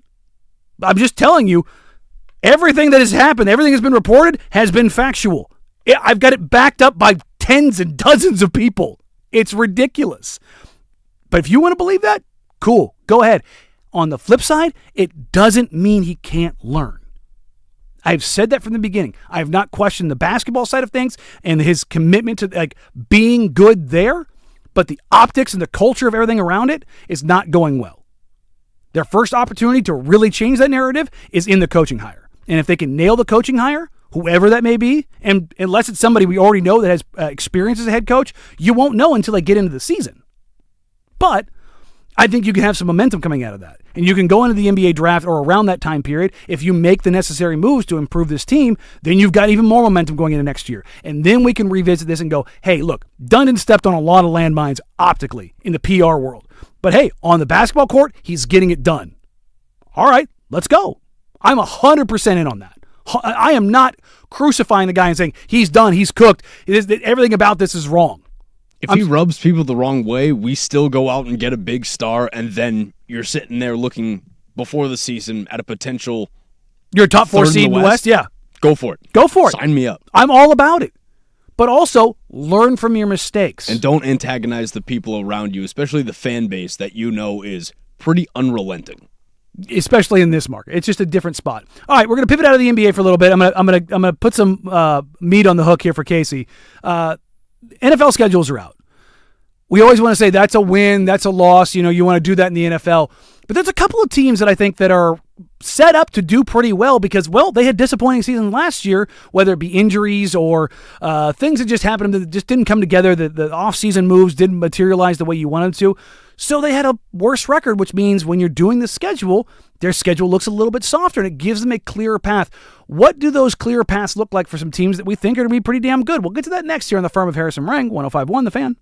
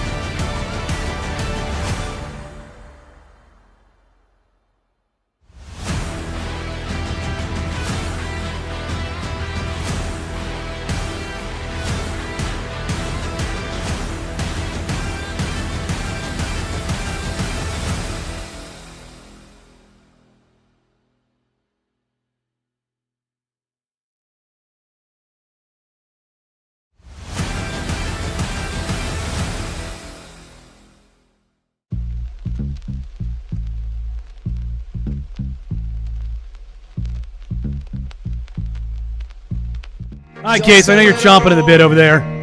Give you a little bit of NFL talk. I'm not going to do win-loss for a little while. We'll wait till we get closer into July, August to really start going through these. But it's an interesting thing. Every sport kind of has their unique little things around their scheduling. The NBA, here's a fun one. There's a guy in the NBA who used to do NBA schedules by hand every single year. And it had to factor in like San Antonio's rodeo week, because the rodeo takes over San Antonio for like 10 days and they have this stupid long road trip. The Bulls have one like that. Concerts and all, like, did this all by hand. That guy probably just has a bunch of handwritten calendars that it's like this Yes. year, this year. And all those things are factored in. And this guy did it, I want to say, for like 30 years until they basically were able to put it in a computer. But it's kind of crazy to think about. 82, a lot more than 17 to kind of move some things around. Venues are obviously a little bit easier to schedule when you're talking about the NFL. But the NFL scheduling quirks that pop out of these.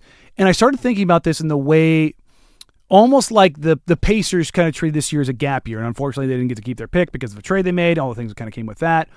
But your reward, quote unquote, for having a down year is draft lottery slotting, in a sense, or at least draft lottery slotting is percentages. Your reward in the NFL is no lottery, it's straight draft picks, but also when you're buns, your schedule's easier. Like, there's a direct correlation. 100%. If you are buns, your schedule the next year is going to have a lower winning percentage based on the year before.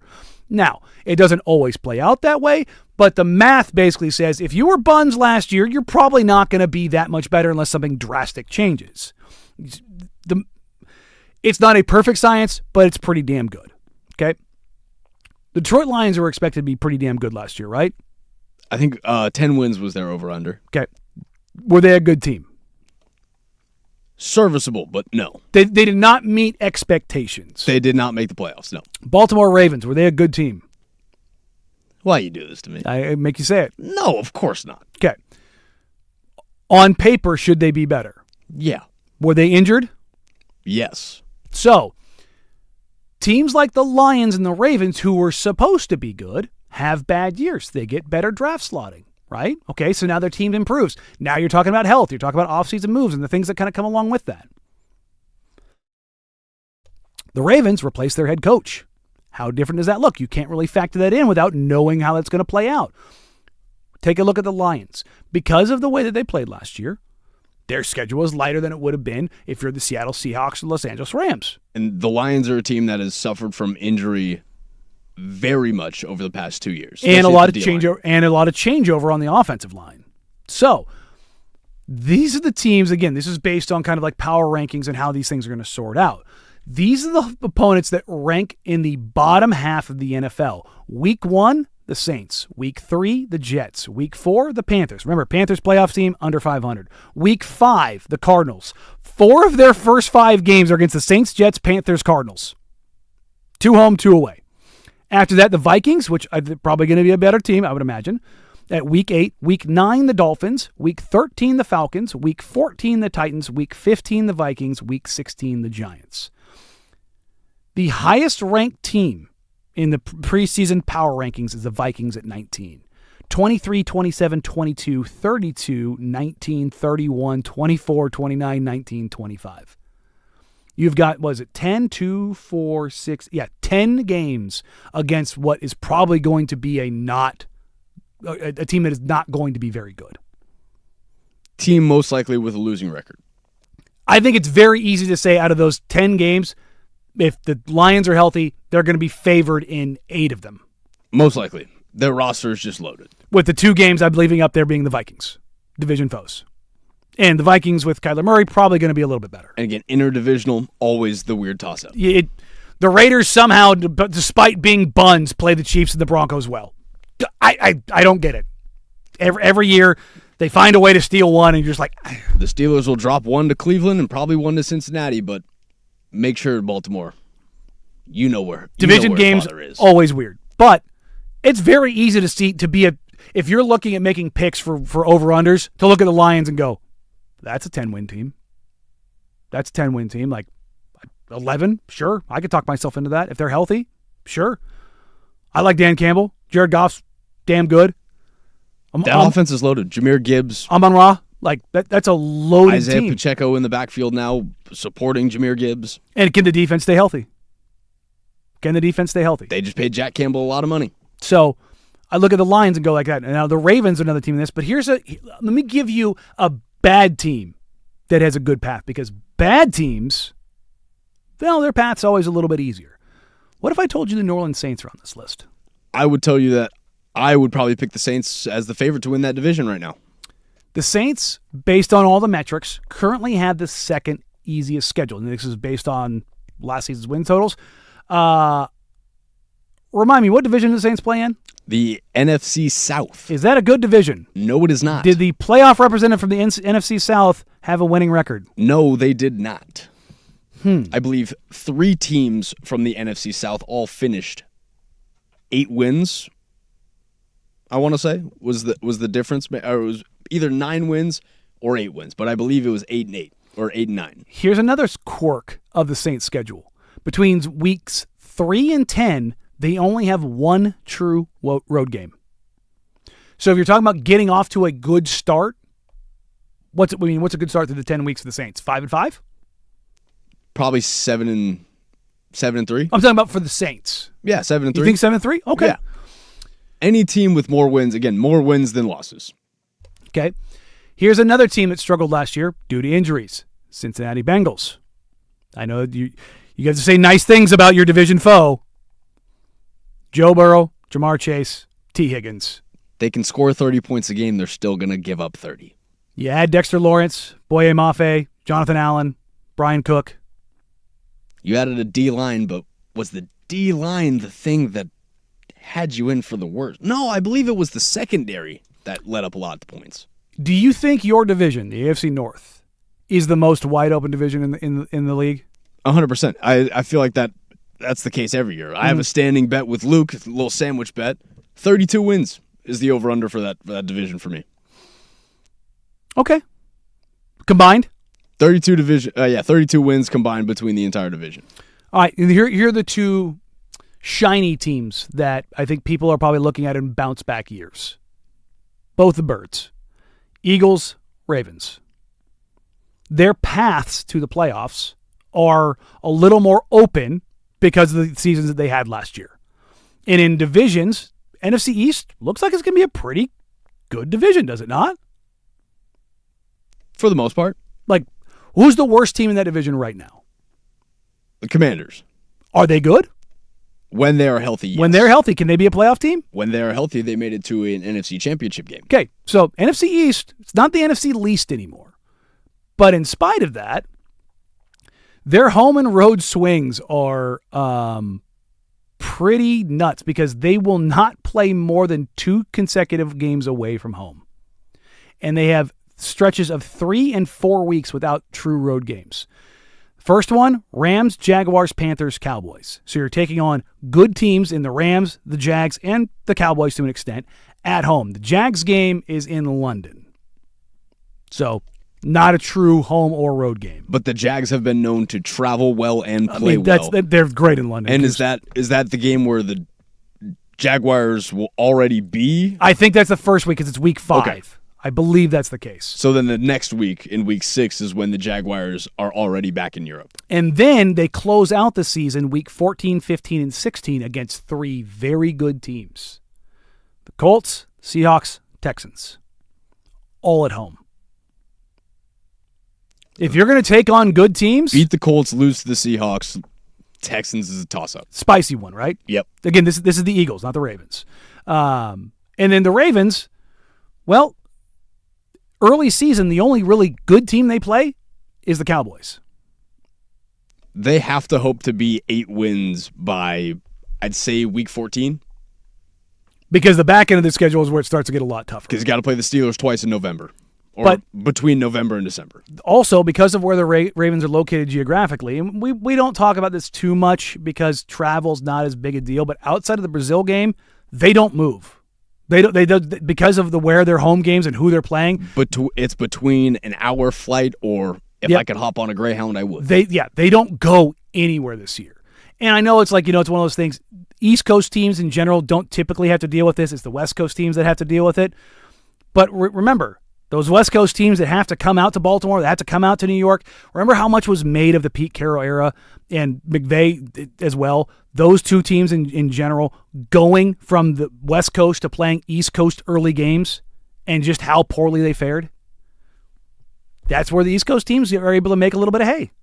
So I just thought it was interesting when you're starting to look at like the win-loss and how things are shaping up early. Who can have some earlier paths to kind of figure some things out?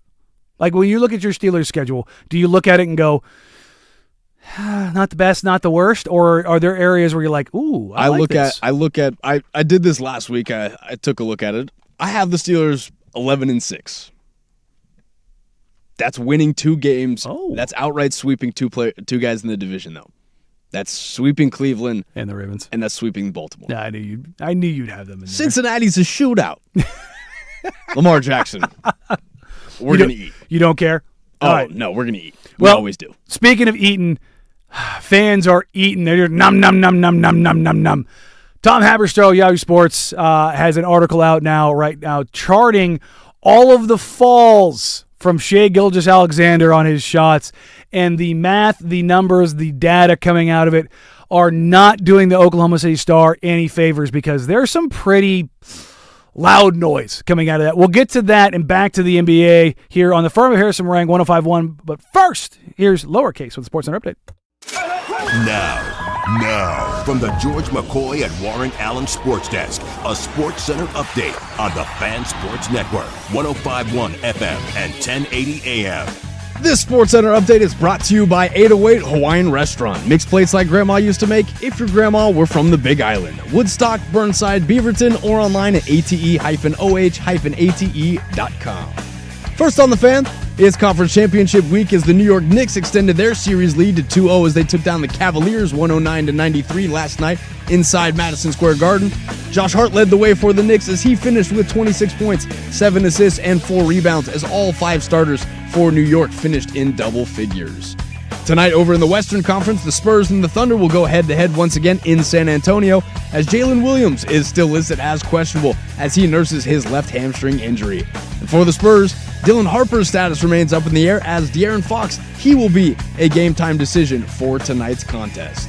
Over to the ice rink as the Montreal Canadiens gave Tom Dundon's Carolina Hurricanes their first loss of the NHL playoffs as they took Game 1 of the series 6-2 last night. And tonight, we will get Game 2 of the NHL Western Conference Finals at 5 p.m. as the Vegas Golden Knights hope to extend their series lead to 2-0 over the Colorado Avalanche. Your Portland Timbers are back in action tomorrow night taking on the San Jose Earthquakes inside Providence Park. Kickoff at 6:30, but make sure to tune into all your pregame and postgame coverage when we kick things off at 5:30 here on 105.1 FM and 1080 AM. And finally, a small NFL nugget for you as Matthew Stafford has signed a 1-year, $55 million extension worth up to $60 million with incentives as he comes off of his MVP season with the Los Angeles Rams. And for more sports scores and stories in 30 minutes, I'm Lowercase from the George McCoy at Warren Allen Sports Desk. Hurt, missing work, insurance companies acting like jerks. Don't call your mom, call George McCoy at warrenallen.com. Your home for the Oregon Ducks.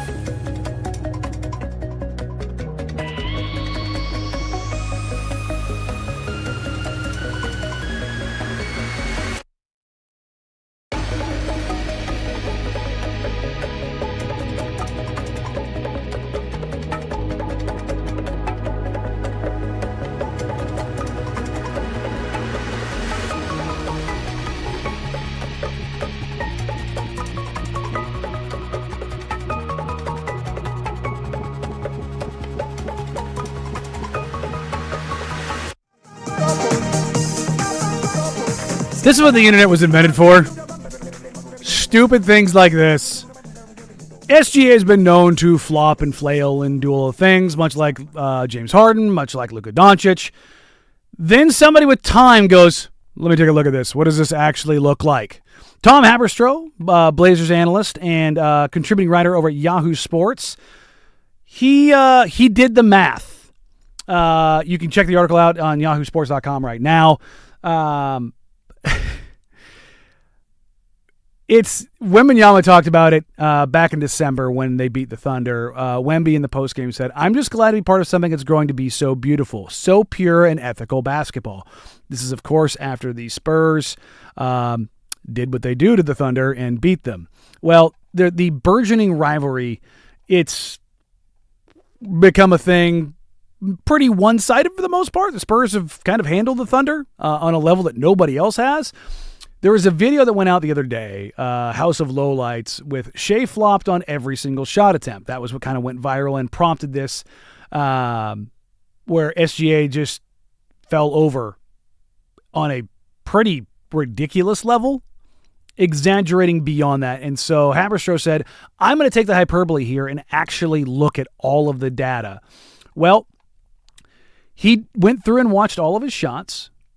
He has 108, or at this point in time, he had 187 shots where he was not fouled. He fell on 20 of them. That is the highest rate of everybody basically looked at. SGA, James Harden, Jalen Brunson, Donovan Mitchell, Victor Wembanyama. This is just in the playoffs, right? That is a rate of 10.7%. That puts him above Harden, above Brunson, above Mitchell, and drastically above Wemby. Wemby has fallen once on 164 shots where he was not fouled. SGA also has the most falls on whistled fouls. How often does SGA fall on fouled shots? He has 37 shots that have led to fouls. On them, he has fallen 19 times. That is a rate of 51.4%. Okay. James Harden, 29.3. Victor Wembanyama, 25. Jalen Brunson, 19.2. Donovan Mitchell, 17.9. You threw a 5 in front of that number. 51.4. More than half of his shots, he's falling down. Now, Haberstroh says that doesn't necessarily mean he's flopping his way to get those because he calls. does aggressively go to the rack. And his shiftiness, his footwork, and timing, like those are again. He's very good at shooting the off-balance shots.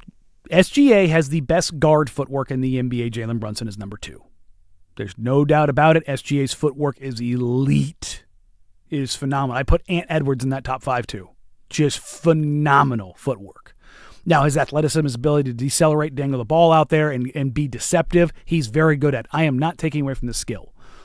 But it's pretty bad.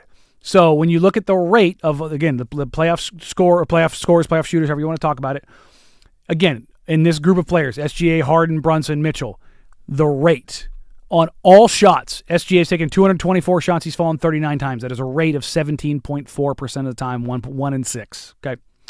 James Harden is at 11.9%. Jalen Brunson, 9%. So if you're doing the math there, he falls twice as often as Jalen Brunson, and I want Jalen Brunson to pick his butt up off the floor. Donovan Mitchell, 8.4%. Victor Wembanyama, 4.2%. How many of those are on three-point attempts versus 2-point field goals? That I haven't seen. Okay, because I have a stat here that at James Harden's peak, when James Harden was, again, this is 600 points in a month, James Harden, he was drawing a whistle on roughly 11.5% of his three-point attempts, which was more than twice the league average. Jeremy Grant, talked to him about it. He did it on purpose. But deception is a part. Like, he knows when a guy is going to close out, and he knows. And Jeremy does have a natural leg kick. There is 100% a skill to drawing fouls and getting to the line for higher percentage. 100%. There is a skill to it. And Jeremy, I believe, ended up leading the league this year on fouled on threes, and I believe he led the league in 4-point plays. I believe. I know he was at the top at near the end of the season. So, there is a caveat that I want to add to this. Joel Embiid, Chris Herring, who I believe was writing at ESPN at the time, and I've talked to other trainers about this, skills development guys, things that come along with those lines. They talked about how Joel Embiid, because of all of the injuries, anytime he felt off balance, instead of trying to catch his big butt and maybe torquing his ankle or torquing his knee or torquing his back, he started falling, and he legitimately learned how to fall. When you go to jump school, when you learn how to parachute, one of the things that they teach you is not just the parachuting, it's not just the jumping, it's not just how you handle yourself in air. The first thing you learn is how to land. And you start and you do it by landing on your side to absorb contact. And you do this and you use your points of contact: foot, ankle, shin, knee, hip, waist, shoulder, to kind of roll. That's how you can protect yourself and when you don't have the ability to control the parachute or it's not protect perfect. Your spine, protect your brain. Yep. All of the things. organs. Yes. And so you give yourself the most protection. And if you watch how Joel Embiid falls, how does he fall? He falls so he kind of lands on his side and absorbs the contact, and you're not putting the pressure on your joints. There is some truth to that. And I've seen some people talk about this, and Haberstroh says, why does Gilgeous-Alexander fall so much compared to his peers? The simplest answer would be that he gets fouled harder than anyone else. And I don't believe that to be the case. I don't agree with that. Denny Avdia gets fouled hard. Giannis Antetokounmpo gets fouled hard. Victor Wembanyama gets fouled hard. Nikola Jokic gets fouled hard. Joel Embiid gets big dudes get fouled hard. I do not see SGA getting the crap kicked out of him. Luka gets fouled hard. Yes. Because he puts body on people. SGA plays strong. He does not play that physical. I definitely disagree with Haberstroh's assumption or belief there. Does SGA get fouled hard? Does he get grabbed? Does he weigh a little bit less than those guys? Absolutely. Do I believe he gets fouled to the same ferocity or vigor that those guys do? Absolutely not. Because you have to foul those guys hard. And that's a ridiculous assumption to make too. Yeah, because you don't go to foul people. That's not the goal. Well, you do sometimes. Like if you want to put a guy at the line, and you don't want to put SGA at the line. If you want to put a guy at the line, but that's not the guy that you're putting at the line. You're not putting a 90% free throw shooter at the line. So to measure the veracity or the ferocity of a foul, I don't like that. Yeah, it's a kind of a weird spot to be. Of all the things that comes in here, I disagree with that. That's like measuring holding penalties in the NFL. Like the severity of the holding, yeah. Or did he mean to do it, or his hand placement here, this, that. I don't like it. No.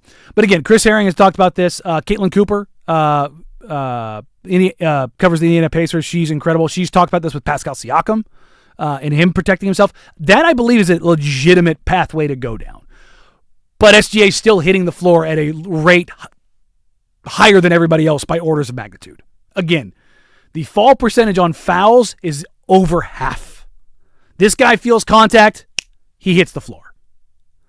It is not exaggerated to say that he does it more than everybody else. It's borne out. Thunder fans are having a tough time. 50% is crazy. Swallowing that pill. You said Jalen Brunson was at what rate? 19.2% on Jalen fouled. Brunson is the shortest guard in the league? He's up there. There's a couple guys that are smaller, but he's... Again, but either way, he's the closest the shortest, to the shortest ground. star, for sure. He's the closest to the ground. For him to have that, for that disparity to be that large, that's a little wicked. And when you talk about when he's the non-fouled, of when he's trying to sell it, he's at the highest rate in the league. And when you talk about all shots, he's at the highest rate. The math is the math. The data is the data, man. Like, the dude just hits the floor at a level higher than everybody else. And this is not to say that SGA is not skillful in having people draw fouls. Again, we gave James Harden all the love for it because people can't stop fouling him. We gave Steph Curry the love for it because Steph Curry was so fast and efficient off ball that people had to foul him as soon as he got the shot up. This isn't the same optics. No. So, Thunder fans suck to suck. Sorry to hear it. All right, coming up next, we got closing arguments. We'll dive into Thunder Spurs, a crazy little story coming out of the world of soccer, which is mildly, just straight terrifying. But we'll get to that, all that and more. Come up here on the Firm of Harrison Ring, 105.1 The Fan. It's time for Easy Play, brought to you by Home Z, making home improvement easy. 15 straight New York points over a 5-minute span. A three from straight away is good for Hart. His 4-3, 21st point. It's an 18-point Knick lead. Dave Pasch of ESPN there cataloging one of Josh Hart's 5 threes last night in the Knicks' victory in Game 2 over the Cleveland Cavaliers. This Easy Play brought to you by Homesy. Use Homesy's online calculator to estimate your project instantly. Make it easy. Call Homesy. That's Homze, Homesy.com. We just finished our roof and siding with Homesy. I got a clear...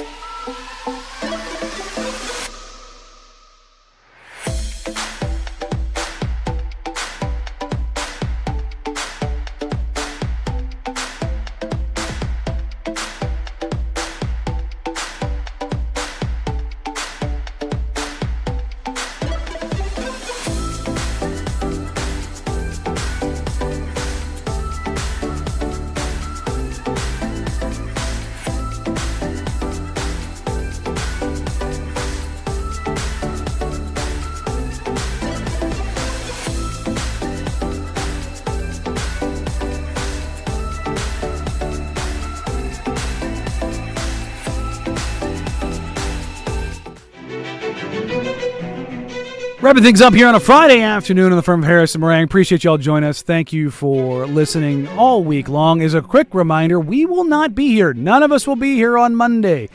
Memorial Day will be observed, and remember the reason for the season, as it were. I always say, it is not a happy Memorial Day. It has a reason that it exists. If you've got the time, you've got the chance, you've got the opportunity, take a little time, have a little bit of remembrance of why that day exists. Obviously, it's a little bit more personal to me than it is to probably a lot of you guys, and I get that. I respect that. But just don't I don't get too touchy about this one, but it's always like, don't wish anybody a happy Memorial Day. You don't ever know what guys are going through on that day. So, but again, enjoy the time with your friends, with your family. Be safe, have fun, but just take at least a split second to remember why we do it. So, putting a little wrap on today's show, the Cleveland Cavaliers, the San Antonio Spurs and the Oklahoma City Thunder are resuming their series. Game 3 in San Antonio. The right to take hold of the series be up 2-1. The Thunder can restore order after the Spurs took Game 1 in Oklahoma City, or the Spurs can take hold here and have that game stolen on or taken on Game 1 and have it really mean something as the road team here in the Western Conference Finals. Dylan Harper is going to be a game-time decision, according to Shams Charania. That was always expected. He's going to go through pre-game warm-ups. Hamstrings. Don't like hamstrings. Testy, man. But it's winning time. It's winning time. Please, all glory to God, be okay. Don't pull anything. Don't tear anything. Like, I want a great game as much as anybody else. I do not want somebody getting hurt. We had Ben Goliver on. If you missed that, you can catch it on the Odyssey app and get all your podcasts there. Play it back. Ben, one of the things we mentioned is, like, can the Knicks actually find a way to win the NBA Finals? When I brought up injuries, he says, hey, man, you can't asterisk that. Stars are dropping like crazy. He didn't mention it, but last year, Tyrese Halliburton goes down.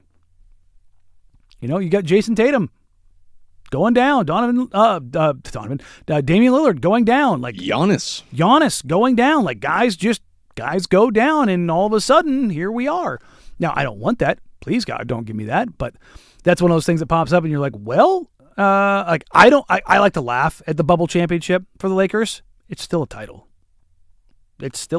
Like, I don't know why we're kind of going into that, but this is a crazy story. I did not know how, where, when to work it in.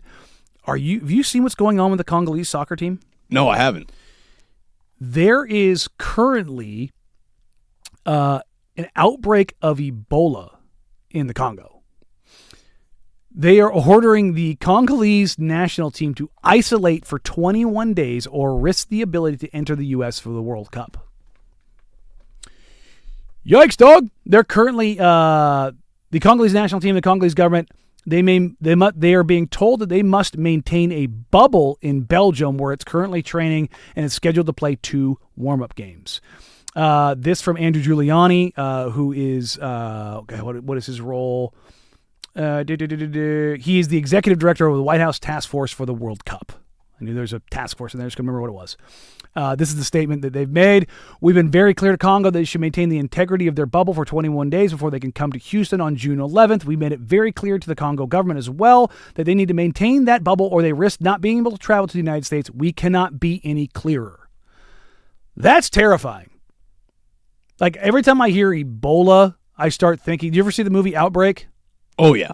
That's the first thing that pops into my head. World War Z is what pops into my head. That's another one, but it's like, look, whether it's the cruise ship and the hantavirus or Ebola, like plague, world ender type stuff, I'm like, let's not. Let's go ahead and do the thing. Make sure everybody's clear. Not get on any planes. Let's not bring the what was the outbreak? It was the monkey virus. Like, let's not do that. Let's not go kiss all the girlfriends and the family members. Let's handle business and just wipe our hands of it, right? Let's make sure, I don't know. Let's not come to an event where there's 100,000 people. Probably a good idea. That are going to disperse back out all over the world. Or if you're, going to run all over a pitch and sweat and rub up against other players from other countries. Yeah, probably not the smartest idea.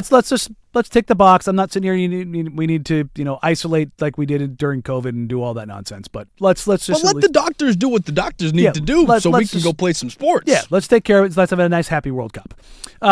Who you got tonight? Spurs or Thunder? I think I'm gonna take the Thunder. Okay, I'm part of me feels like the game time decision is not going to lean the way the Spurs want to. They're going to struggle with some ball handling. It's definitely going to be, forefront, I think, in everyone's mind. I'm still going to take the Spurs. I think somebody else is going to pop up for the Spurs. I think you might have a Julian Champagny game or something along those lines that really bolsters them. Harrison Barnes, what has he got left in the tank? Keldon Johnson. I think you might get a game out of a guy we haven't seen one really yet, and so that's where I'm going to kind of lean with this. Give me the Spurs, take the 2-1 series lead. Thank you all for being here on this wonderful Friday. The whole gang will be back together on Tuesday. Have a wonderful, wonderful weekend. Stay safe. Do all of the things. Remember why we're doing it. Closing Arguments brought to you by Leskin Law. Visit LeskinLaw.com for more information. Leskin Law's one-day divorce mediation, peace treaties, not war plans. For Casey Smith, I'm Danny Meringue. Have a awesome, awesome weekend. Enjoy the sun. I know it's supposed to suck a little bit on the weather side, but enjoy it while it's out there. Be safe. Have fun. Have a wonderful Memorial Day weekend. And remember why we celebrate it. Take care. Talk soon. Bye.